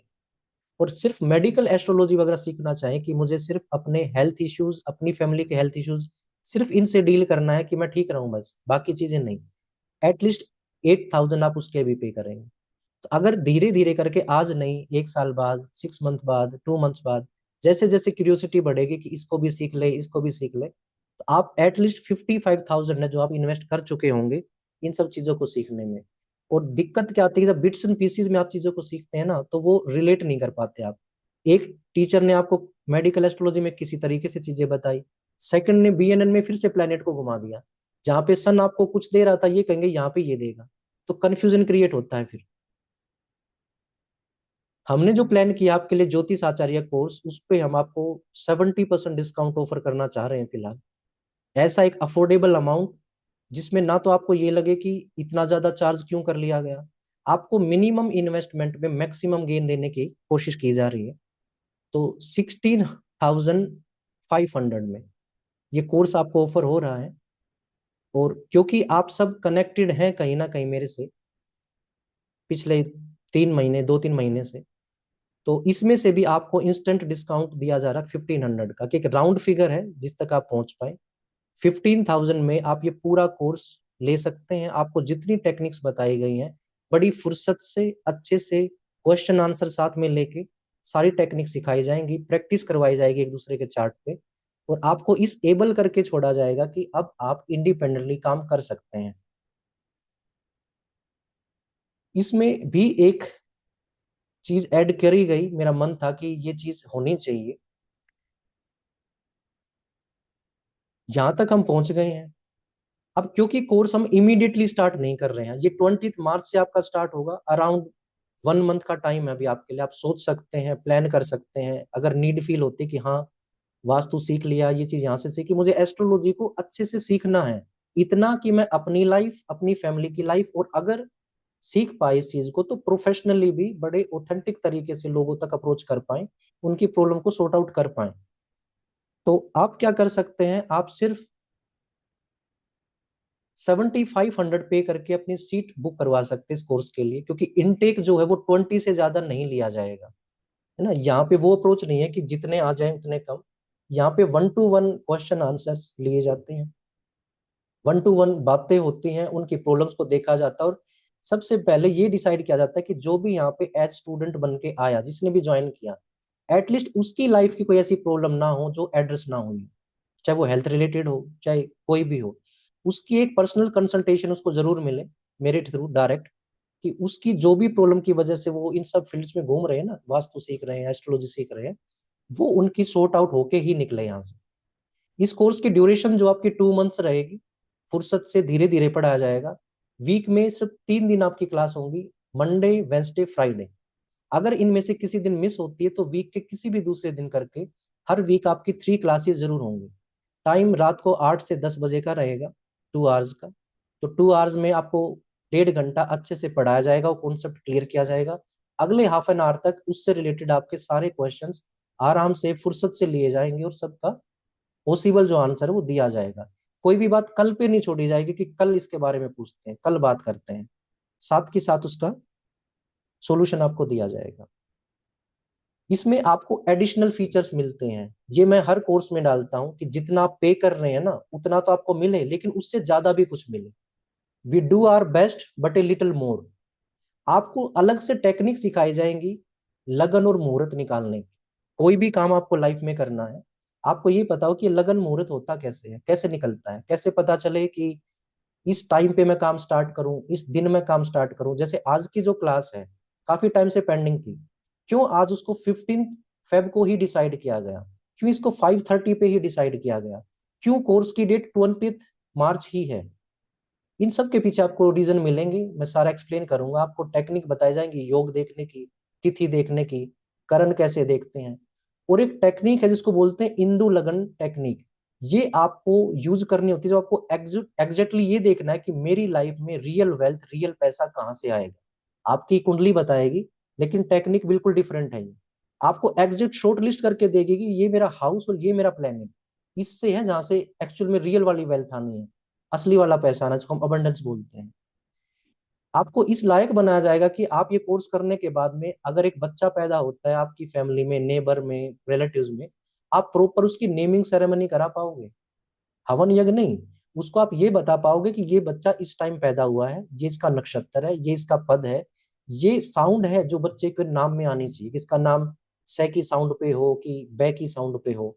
इवन ये तक भी सिखाया जाएगा कि क्या इसमें भी कोई टेक्निक है नाम रखने में भी, कि जिस नक्षत्र में बच्चा पैदा हुआ है उसके उस नक्षत्र पे नाम ना रख के, उस नक्षत्र पे नाम ना रख के, क्या कोई उससे भी बेटर नक्षत्र होता है जिसपे अगर नाम रखा जाए, उसकी वाइब्रेशंस फ्रीक्वेंसीज को अगर बच्चे को दिया जाए तो वो और ज्यादा ग्रोथ लेगा लाइफ में, चैलेंजेस कम से कम आएंगे। इन सब चीजों के इस बाद आपको क्या मिलेगी, एक्सेस मिलेगी वीडियो रिकॉर्डिंग्स की, जितनी भी पूरे कोर्स की रिकॉर्डिंग्स होंगी उनकी। आपके साथ केस स्टडीज डिस्कस करी जाएंगी हर टॉपिक के ऊपर। आपके पास लाइफ टाइम के लिए कम्युनिटी की सपोर्ट होगी, कि अगर आप अपनी प्रैक्टिस में, अपनी कहीं भी आप जब यूज कर रहे हैं एस्ट्रोलॉजी को, आप फंसते हैं कहीं पे, नहीं समझ आ रहा कुछ, तो आप मैसेज डाल लें, मैं या कोई भी और टीम का मेंबर आपको रिप्लाई करेंगे, आपकी प्रॉब्लम को सॉर्ट आउट करेंगे। आपके डाउट क्लियरिंग सेशंस होंगे at the end of every class, किसी भी क्लास को ऐसे ड्रॉप नहीं किया जाएगा कि अब क्लास खत्म, बाकी की बातें कल। आज के सवाल आज ही सारे एड्रेस किए जाएंगे वो। और आपको प्रॉपर एक गाइडेंस दी जाएगी कि एज एन एस्ट्रोलॉजर या कंसल्टेंट आपको कैसे अपने आप को ग्रूम करना है, क्या ड्रेसिंग सेंस हो, कैसे आपको बात करनी है क्लाइंट से, किस तरीके से आप अपने लिए एक ये चाहें तो इंडिपेंडेंट प्रोफेशन क्रिएट कर सकते हैं। इतना कुछ है आपके लिए इस कोर्स में ऑफर करने के लिए। अगर कोई वास्तु सीखना चाहता है, आप या आपके कोई जानने वाले जो ढूंढ रहे कोई सोर्स मिल जाए, तो 3 कोर्सेज इनको कंबाइन करके हम ऑफर करते हैं वास्तु में। ये तो एस्ट्रोलॉजी का था आपका। तो आपका जो एडवांस वास्तु है, जिसमें आपकी क्रिएशन ऑफ यूनिवर्स से लेके पंच महाभूत, land energies, vastu mandala, directions क्या है, 32 एंट्रेंसेस क्या है, होम डिजाइन पेपर पे कैसे बनाएंगे, ग्रिड कैसे करेंगे, फिर इसको सॉफ्टवेयर पे कैसे बनाएंगे और सॉफ्टवेयर पे ग्रिड कैसे करेंगे, गूगल अर्थ प्रो से डिग्री लेना खूब अच्छे से आपको सिखाया जाएगा। फिर आपके किचन का vastu, bedroom, toilet, drawing room, puja room, shapes, cuts, extension सारी कैसे मैनेज करनी है, आपको इंटीरियर या कलर्स कैसे डिसाइड करने हैं, आपकी वास्तु की जो भी रेमेडीज हैं वो, और आपके डाउट क्लैरिफिकेशंस, ये पार्ट 1 है इस कोर्स का। सेकंड पार्ट है जिसमें आपको देवता वास्तु कोर्स करवाया जाता है। इसी एक कोर्स के अंदर ही है ये।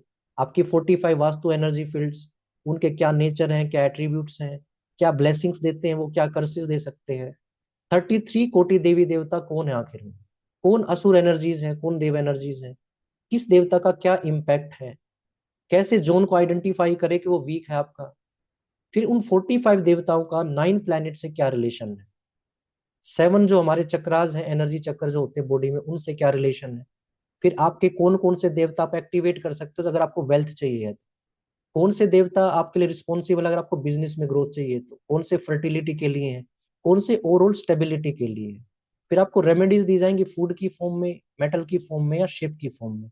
ये आपका कंप्लीट होगा वास्तु देवता कोर्स। इसी के साथ थर्ड जो है, शायद मिस हो गया यहाँ पे, वो है आपका एस्ट्रो वास्तु कोर्स। साथ में आपको एस्ट्रोलॉजी की वो टेक्निक भी सिखाई जाएंगे जिससे आप वास्तु में यूज करके अपनी प्रॉपर एंट्रेंस डिसाइड कर पाए कि मेरे लिए जो जनरल वास्तु में एंट्रेंसेज है वही काम कर रही है या कुछ पर्टिकुलर एंट्रेंस है जो मेरे लिए ज्यादा बेनिफिशियल है। जिसमें आप टेक्निक यूज करके ये देख पाएंगे कि मुझे किसी प्लेनेट से कोई डायरेक्ट हिट तो नहीं आ रहा किसी एक दशा के अंदर, तो दशा देखने की टेक्निक आपको सिखाई जाएगी। और उसी के बेस पे आप प्रिडिक्शन कर पाएंगे कि मेरे इस टाइम पर कौन कौन से वास्तु देवता हैं जो एक्टिवेट हो रखे हैं और किस देवता को मैंने ट्रीट करना है, किसको ट्रीट नहीं करना है। तो सारी रेमेडीज आपको सिखाई जाएंगी। तो ये तीनों कोर्सेज कंबाइंड फॉर्म में आपको मिलते हैं एक ही कोर्स के अंदर, जिसका हम नाम रखते हैं वास्तु आचार्य कोर्स। इसका भी सेम फी स्ट्रक्चर है, वही 16,500, 1500 का डिस्काउंट, 15,000 ही फीस है इसकी। अगर आप इसको भी बुक करना चाहें तो 21 मार्च से ये स्टार्ट होगा। वो 20 मार्च से है, ये 21 मार्च से है, एक दिन बाद। इसकी भी सीट आप 7,500 में बुक कर सकते हैं। 1 मंथ बाद ये कोर्स स्टार्ट होगा, आपके पास आराम से 1 मंथ का टाइम है सोचने के लिए। ड्यूरेशन 2 मंथ्स रहेगी वही, 3 क्लासेस पर वीक। इसकी क्लासेस अल्टरनेट डेज पे होंगी, ट्यूसडे, थर्सडे और सैटरडे को। उस कोर्स की कब होंगी, मंडे, वेंसडे, फ्राइडे को, वही 8 PM to 10 PM।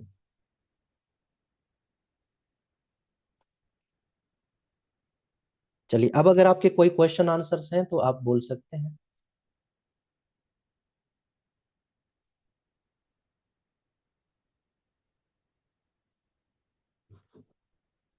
जी नहीं पाजी, बोलिए।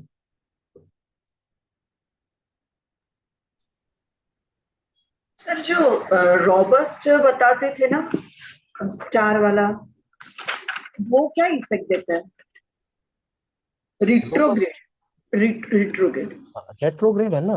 हाँ। रेट्रोग्रेड क्या होता है कि कभी कभी जब प्लेनेट आपस में मूव करते करते एक दूसरे के पास आते हैं ना, तो क्या होता है कि अर्थ से वो ऐसे दिखते हैं कि वो प्लेनेट ना वापिस चल पड़ा है अपना, जैसे भी वो राउंड ले रहा था ना उससे वापिस चल पड़ा है वो। तो हम उसको बोलते हैं कि रेट्रोग्रेड हो गया है। जैसे कोई इंसान आप तक आता आता वापिस चल पड़े और आपको उसकी बैक नजर आए। तो जब भी कोई प्लैनेट रेट्रोग्रेड होता है तो वो अपने इफेक्ट्स नहीं दे पाता। तो तो प्लेनेट का क्या करने का? जैसे किसी का वीनस रेट्रोग्रेड ये, है, राहु रेट्रोग्रेड है तो? देखिए, राहु और केतु रेट्रोग्रेड ही होते हैं, ये हमेशा अच्छा। चलते ही उल्टा है। इनको छोड़ के जो प्लैनेट्स हैं वो रेट्रोग्रेड हो जाते हैं, थोड़े टाइम बाद वो वापस सीधे स्टार्ट हो जाते हैं, अपने एट्रीब्यूट देने स्टार्ट करते हैं। उनका फिक्स टाइम होता है कितना टाइम रेट्रोग्रेड चलेंगे। जैसे मार्स दो हैं, मार्स अभी रेट्रोग्रेड चल रहे हैं पिछले दिसंबर के आसपास से, और अब बहुत जल्दी जो है ना वो स्ट्रेट होने वाले हैं। तो अब तक आप देखेंगे प्रॉपर्टीज में, है ना, इन चीजों को लेके थोड़ा सा क्राइसिस आया हुआ है, इतना स्ट्रांगली काम कर नहीं पा रही जो मार्स के अंदर जो भी चीजें हैं। जैसे ये वापस से स्टार्ट होंगे, अपना फेस इधर लगेगा हमें कि अर्थ की तरफ इनकी एनर्जी आनी डायरेक्ट स्टार्ट हो गई है, उतना ये फिर से चीजें बूस्ट कर जाएंगी। तो सर बर्थ चार्ट में दिया है ना, जो हाँ, लगन चार्ट है अगर उसी में। वहां पे रेट्रोग्रेड है तो वो एक पॉइंट ऑफ रेफरेंस तो है हमारे पास कि इस बच्चे को जब मार्स मिले तो रेट्रोग्रेड थे, वो अपना एट्रीब्यूट नहीं दे पा रहे थे। लेकिन ट्रांजिट जो थियरी है ना वो ये बोलती है कि वो तो एक स्क्रीनशॉट है उस टाइम का, एक रेफरेंस पॉइंट है। आज जब मार्स जहाँ पे है वो वहां के इफेक्ट ज्यादा देंगे। तो उसको सीरियस नहीं लेने का। नहीं। अच्छा दूसरा, आप जैसे आप बताते हो कि सन सेवेंथ हाउस में होता है तो वो अच्छा नहीं है, पर वहां पे हाउस वो सेवेंथ है, पर वहां पे 9 लिखा है, मतलब वो राशि 9 है। तो इफेक्ट कौन ज्यादा देता है, सेवेंथ देता है या 9 उसकी राशि देती है? दोनों अपने अपने इफेक्ट देंगे। अगर आपको सेवंथ हाउस नेगेटिव इफेक्ट देगा तो नाइन्थ राशि अच्छे इफेक्ट भी देगी, बैलेंस हो जाएंगी चीजें। तो मतलब कोई प्रायोरिटी नहीं होती है कि भले सेवेंथ हाउस हुआ पर वो 9th हो गया तो 9th इफेक्ट देती, मतलब हाउस देखिए, इफेक्ट देता है? ज्यादा ज्यादा इफेक्ट आपको हाउस देगा, उससे कम इफेक्ट आपकी राशि देगी। हाउस ज्यादा स्ट्रॉन्ग चीज है, अच्छा, हाउस में प्लेस है तो वो ज्यादा इफेक्ट करेगा। वो ज्यादा इफेक्ट करेगा। राशि अपना रोल प्ले करेगी। ओके। जी, और किसी का कोई क्वेश्चन है तो प्लीज आप पूछ लीजिए।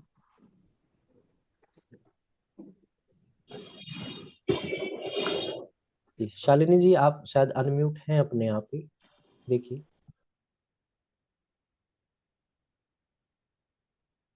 नहीं, आप अनम्यूट नहीं हुई हैं अभी, कोशिश कीजिए, आप दोबारा से क्लिक कीजिए। हाँ, जी। Good evening sir. मैं पूछना चाहती हूँ कि अगर सन अपने थर्ड हाउस में है और उसके साथ फिफ्थ राशि बैठी हुई है हम्म। तो उसका इफेक्ट क्या देगा? देखिए, अपनी राशि में तो कंफर्टेबल है वो, अपने हम्म। एट्रीब्यूट्स इजीली देगा, पॉजिटिव एट्रीब्यूट्स ही देगा ज्यादा। अच्छी अ- हैंड राइटिंग होगी बच्चे की, राइटिंग में, बुक्स में, स्टेशनरी में उसका इंटरेस्ट मिलेगा, सोशल मीडिया अ- में भी इंटरेस्ट मिलेगा, हाँ, बच्चा और मैं बोल्ड हो ये जाए। पूछना चाहती हूँ कि इसके ऊपर जैसे बोलते हैं ना, सन के ऊपर इसकी दशा है या मतलब इसकी छाया है, तो वो कैसे देखा जाता है? वो एस्पेक्ट होते हैं, वो काउंट करते हैं, इनकी सबकी अलग अलग दृष्टि होती है। कौन सा ग्रह कहाँ से थर्ड हाउस को देख रहा होगा, वो इफेक्ट आएगा उसके ऊपर। यानी कि सन अकेले नहीं है, वो सिर्फ विजिबल है, और हम्म। प्लेनेट इनविजिबल तौर पे वहां पे है, अपनी अपनी दृष्टि है, देख रहे हैं उनको। से फर्स्ट हाउस में मून है, केतु है और शनि है, तो हम्म। उसका असर थर्ड हाउस पे आएगा? पहले तो फर्स्ट हाउस पे ही आएगा। हाँ, पहले तो फर्स्ट हाउस पे हाँ, ही आएगा। बाकी प्लैनेट्स की सेवंथ दृष्टि सबकी होती है, बाकी अलग अलग भी है उनकी, अपने से सेवंथ हाउस को ज्यादा अच्छे से देखते हैं। तो अगर अच्छा, फर्स्ट हाउस सेवेंथ में हाउस। उनके, फर्स्ट हाँ, हाउस में अगर मून है, केतु है और शनि। शनि है, तो बच्चे की पर्सनैलिटी ऐसी ही होगी। एक तो उसकी लाइफ में सब कुछ डिले मिलेगा, आपको हर चीज देर से मिलेगी। जैसे ही कुछ मिलना होगा केतु काट देंगे, और मन दुखी होगा इस बात से फिर। लेकिन केयरिंग नेचर के भी होंगे, क्योंकि हम्म। मून है ना, तो हाँ, इमोशनल भी होंगे, आध्यात्मिक भी होंगे, और हार्ड वर्किंग भी होंगे। केतु आध्यात्मिक बनाता है, शनि जो है वो वर्किंग हार्ड बनाएगा। वर्किंग बनाता है, और जी। मून उसको मतलब मून मन हमारे से इमोशंस हैं। इमोशंस दे देता है। तो फूड को लेके बच्चा इमोशनल हुआ रहेगा, या तो हम्म। ज्यादा खाएगा या खाएगा ही नहीं। हम्म। राइट। इस तरीके से आप हर चीज देख सकते हो, हर हाउस से कॉम्बिनेशन में तीनों चीजों का कॉम्बिनेशन होगा। आपका प्लेनेट क्या बोलता है, वहां की राशि क्या बोलती है, और हाउस कौन सा है। राइट। और जैसे सेवेंथ हाउस जो होता है वो पार्टनर हाउस होता है, हम्म, जी। और वहां पर अगर राहु बैठ जाए और साथ में नाइन्थ राशि बैठ जाए तो फिर उसका क्या असर होता है? मतलब फर्स्ट हाउस सेवेंथ हाउस को देखता है तो उसका इफेक्ट क्या होता है? कई तरह के इफेक्ट, जैसे सिर्फ अगर आप सेवंथ हाउस को देखेंगे ना, और राहु वहां पे प्लेस्ड है। तो हमें कम से कम 4-5 थिंग्स को एक साथ देखना होता जब भी किसी एक हाउस की प्रिडिक्शन देनी होती। बट अगर अभी जनरली बात करें तो राहु 7th हाउस का मतलब है कि वो एक तो लव मैरिज करवाने की तरफ ज्यादा कोशिश करेंगे। राहु हमारे थोड़े नॉन ट्रेडिशनल तरीके को बोला जाता है। हाँ। फैमिली की बजाय वो अपनी चॉइस की तरफ ज्यादा जाएंगे। इंटर कास्ट इंटर रिलीजन भी हो सकती है। फिर जो 9th राशि है ना, वो क्या है कि वाइफ कैसी मिलेगी, बड़ी धार्मिक नेचर की, बड़ी रिलीजियस। ये कैसे होंगे, इनको रिलीजन से कोई लेना देना ही नहीं है। हम्म। इस वजह से कॉन्फ्लिक्ट भी आ सकते हैं। राइट। इतना तक हो सकता है कि वाइफ टीचिंग प्रोफेशन में ही हो या सॉल्यूशन प्रोवाइडर हो, राइट। या अगर थैंक यू। लड़की की साइड से है तो उसका रिवर्स हो जाएगा। अच्छा, लड़की का अगर ये होगा तो हस्बैंड टीचिंग प्रोफेशन में होगा। हाँ, वो रिलीजियस नेचर के होंगे। हालांकि वो वो- मार्स से ज्यादा एक्यूरेटली देखते हैं कि मार्स की प्लेसमेंट कहाँ है। बट 7th हाउस भी इतना जरूर बताएगा कि नेचर उनका ऐसा ही मिलेगा, गुरु जैसा नेचर होगा। कई बार गुरु जैसा नेचर होना भी खराब होता है, क्योंकि वो फिर ना हर बात पे डिक्टेट करेंगे, मेरी सुनो, मैं जो बताता हूँ वो सही हाँ। है। राहु कहेगा मेरे पास अपना ही ज्ञान बहुत है, मुझे आपका चाहिए ही नहीं। सही है। और ऐसा नहीं है कि ये मतलब हमें ऐसे ही मिल गए हैं, ये पुराने कर्मों के अकॉर्डिंग है ना। हमारे पास कर्मा जो है वो 3 टाइप्स का होता है। एक को हम बोलते हैं संचित कर्मा, एक होता प्रारब्धा, और एक मैं नाम भूल रहा हूँ उसको क्या बोलते हैं, हालांकि वैसे बताओ कि फ्यूचर वाला कर्मा होता है।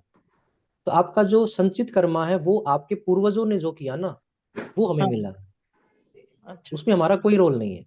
लेकिन जब हम्म। पूर्वजों की प्रॉपर्टी हमारी है तो उनके किए कर्म भी हमारे हैं, राइट। उसके बेस पे भी चीजें मिलेंगी। फिर हमें मिलेगी अपने प्रारब्धा के अकॉर्डिंग भी, हमने पिछले जन्म में क्या किया, सही अच्छा बुरा जो भी किया वो सब मिलेगा। और थर्ड होगा कि हम आगे इन फ्यूचर अपने लिए क्या क्रिएट कर रहे हैं।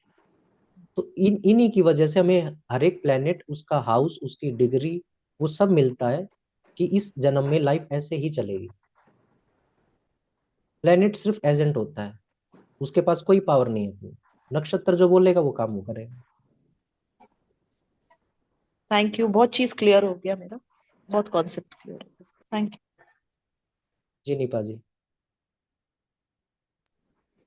सर ये जो डिग्रीज होती है ना, वो थोड़ा समझाइए ना। डिग्री 0-0 भी होती है, कहीं पर 23 हो जाती है, तो उसको कैसे देखने का, उसका इफेक्ट अलग हो जाता है क्या वो हाउस में, वो राशि का? कि डिग्री हर प्लेनेट की 0 to 30 ही होती है, उससे ज्यादा नहीं होती वो। क्योंकि नहीं। डिग्री का मतलब है कि वो प्लेनेट उतने डिग्री पे उस राशि के अंदर है। राशि 30 डिग्री की है सारी, है ना। तो अगर वो प्लेनेट मान लीजिए आपको 14 डिग्री पे मिल रहा है, तो वो इतना चल चुका है, 0 से लेके 14 तक चल चुका है। अब उसकी कितनी डिग्री बाकी है, 16 डिग्रीज और बाकी है। फिर वो कहाँ पहुंच जाएगा, वो उसको क्रॉस कर जाएगा उस साइन। मतलब वो साइन क्रॉस करके, मतलब हमारे हमारे जैसे जो मान चार्ट लीजिए आपके मान लीजिए लियो के अंदर 5th साइन में आपको सन मिल गए 15 डिग्री के। है। हाँ। इसका मतलब 15 डिग्रीज वो चल चुके हैं, वो इतना रास्ता तय कर चुके हैं। अब अगले 15 डिग्री चलेंगे तो वो किस में चले जाएंगे, नेक्स्ट वाले में, वर्गों में चले जाएंगे। पर उसका बर्थ चार्ट में ये डिग्री दिखाने का मतलब क्या? वो एक रेफरेंस पॉइंट है ना। वो बहुत डेप्थ की चीजें आ गई कि अगर आपकी 10 डिग्रीज तक है तो प्लेनेट अभी बच्चा है, काम कर रहा है। अगर 10 से 20 के बीच में तो अडल्ट हो चुका, पूरा असर दिखाएगा। अगर 20 से 30 के बीच में तो थोड़ा सा ओल्ड एज की तरफ चला गया, वो कम इफेक्ट करेगा। तो मतलब यहाँ पे जो हम लोग को जैसे सन मेरे को 23 दिखा रहा है, तो मतलब सन की इफेक्ट वहां पे कम हो जाएगी, वो थोड़ा सा बुढ़ा हो कम हो जाएगा। गया है, उतना नहीं देगा जितना वो जैसे एक यंग इंसान देता, थोड़ा सा कम देगा, मैच्योरिटी की तरफ चला गया। अच्छा, तो ये 7th हाउस में सन है और उसका 23 का डिग्री है। अगर कोई कोर्स में आएगा तो उसको और भी चीजें पता चलेंगी कि जब 10 डिग्री तक एक प्लैनेट होता है तो वो खुद काम कर रहा होता है। जब वो 10 डिग्री को क्रॉस करता है तो वो काम नहीं कर रहा होता, उसके पीछे वाला प्लैनेट कुछ और होता है, वो काम कर रहा होता है। जब वो 20 डिग्री को क्रॉस करके 30 की तरफ बढ़ेगा तो एक थर्ड प्लैनेट काम कर रहा होता है। उसके पीछे वाला जो हाउस होता है उसका प्लेनेट वहां पे नहीं, काम उसके करेगा। पीछे वाला नहीं होता, बट और होता है, एक अलग लेवल का है जो काम करता होता मतलब उसकी इफेक्ट नहीं दिखाई देगी ज्यादा। है। हमें दिखेगा सन, लेकिन काम कोई और कर रहा होगा उसके पीछे खड़ा हो। तो फिर सन कहाँ काम करेगा, क्योंकि प्लेनेट तो सन ही है। सन सिर्फ फेस है उसका। काम कोई और कर रहा है, सिर्फ फेस दिख रहा है कि सन है। जैसे पॉलिटिशियंस में स्पीच देने तो कोई आया, लेकिन पॉलिसी कोई और बना रहा है। तो फिर सन का जो भी मतलब उसको बेनिफिट होगा, सन जहाँ पे, तो वो तो बेनिफिट उसको होगा ही नहीं। वो प्लेनेट देगा ना जो पीछे से दे रहा है। अच्छा, वो दूसरा प्लेनेट सन का ही बेनिफिट उसको देगा। यही तो हिडन चीजें होती हैं फिर एस्ट्रोलॉजी। अगर अच्छा। किसी ने सरफेस लेवल पे सीखा, वो कहेगा कि सन दे रहा है ये, तो सन देगा तो ये देगा, वो कहेगा ये तो मेरी लाइफ में इफेक्ट ही नहीं है। इफेक्ट तो वो दे रहा ना जो उसके पीछे है, वो खड़ा है। पर वो इफेक्ट सन की ही देगा। सन वो करेगा जो वो दूसरा प्लेनेट का एट्रीब्यूट है, जो उसका नेचर है। अगर मार्स है तो वो मार्स की एनर्जी देगा। अच्छा, सन मार्स की एनर्जी देगा, मतलब दूसरा जो प्लेनेट है उसकी एनर्जी देगा सन। अगर जुपिटर है तो सन ज्ञान देगा, फिर नॉलेज देगा, खूब सारे रिसोर्सेज ओपन कर देगा। मरकरी है अच्छा। तो बिजनेस ओपन कर देगा उसके लिए। तो ये किस में आता है? इसी में है सारा, केपी के अंदर ही आएगा ये, सब लोड थ्योरी, सब लोड थ्योरी। जो आप नेक्स्ट कोर्स की बात कर रहे हो उसमें आएगा। सर उसकी फीस कब तक है? ओपन कब तक है? 1 मंथ 20 का टाइम है आपके पास। 20 मार्च को चालू होगा ना? हाँ। 20 मार्च तक जो फीस है उसकी भर देनी है। हाँ। अगर आप पहले पे करना चाहें, फिक्स करना चाहें, 20 स्टूडेंट्स में आना चाहे पहले, तो हाफ पे करके आ सकते हैं, फिक्स हो गया आपका। अगर आप बिल्कुल जब कोर्स स्टार्ट होना तब अगर पे करेंगे तो आपको एक साथ 15,000 देने होंगे। और भगवान ना करे कि मुझे ये कहना पड़े कि आप नेक्स्ट बैच में आइएगा 20 कंप्लीट हो गए। ओके सर, आएंगे वो बैच में। कनेक्टेड है तो आपको पता है कि मैं 20 से ज्यादा इनटेक नहीं लूंगा, क्योंकि मुझे हर एक को पर्सनली जानना होता है, पर्सनली उनके लिए काम करना होता है। तो अगर यहाँ पे 50 या 100 आ गए तो मैं मैनेज नहीं कर सकता उनको। जी सर, आपकी सिखाने की टेक्निक बहुत अच्छी है, सीखना है तो आपसे ही सीखना है अभी। कम सिखा, मतलब कम लोगों को ले लो, लेकिन अच्छा सिखा दो। 20 मार्च तक है ना? जी। Thank you sir. ठीक है जी। चलिए, मिलते रहेंगे हम ऐसे ही किसी ना किसी वेबिनार में, किसी कोर्सेज में। कनेक्टेड रहिए, खुश रहिए, और अपने अपनी लाइफ में कोशिश कीजिए कि जितना जान के आप लाइफ को जी पाए उतना जिए, मान के ना जिए, जान के जिए। Thank you Nimesh ji. Bye bye सभी को।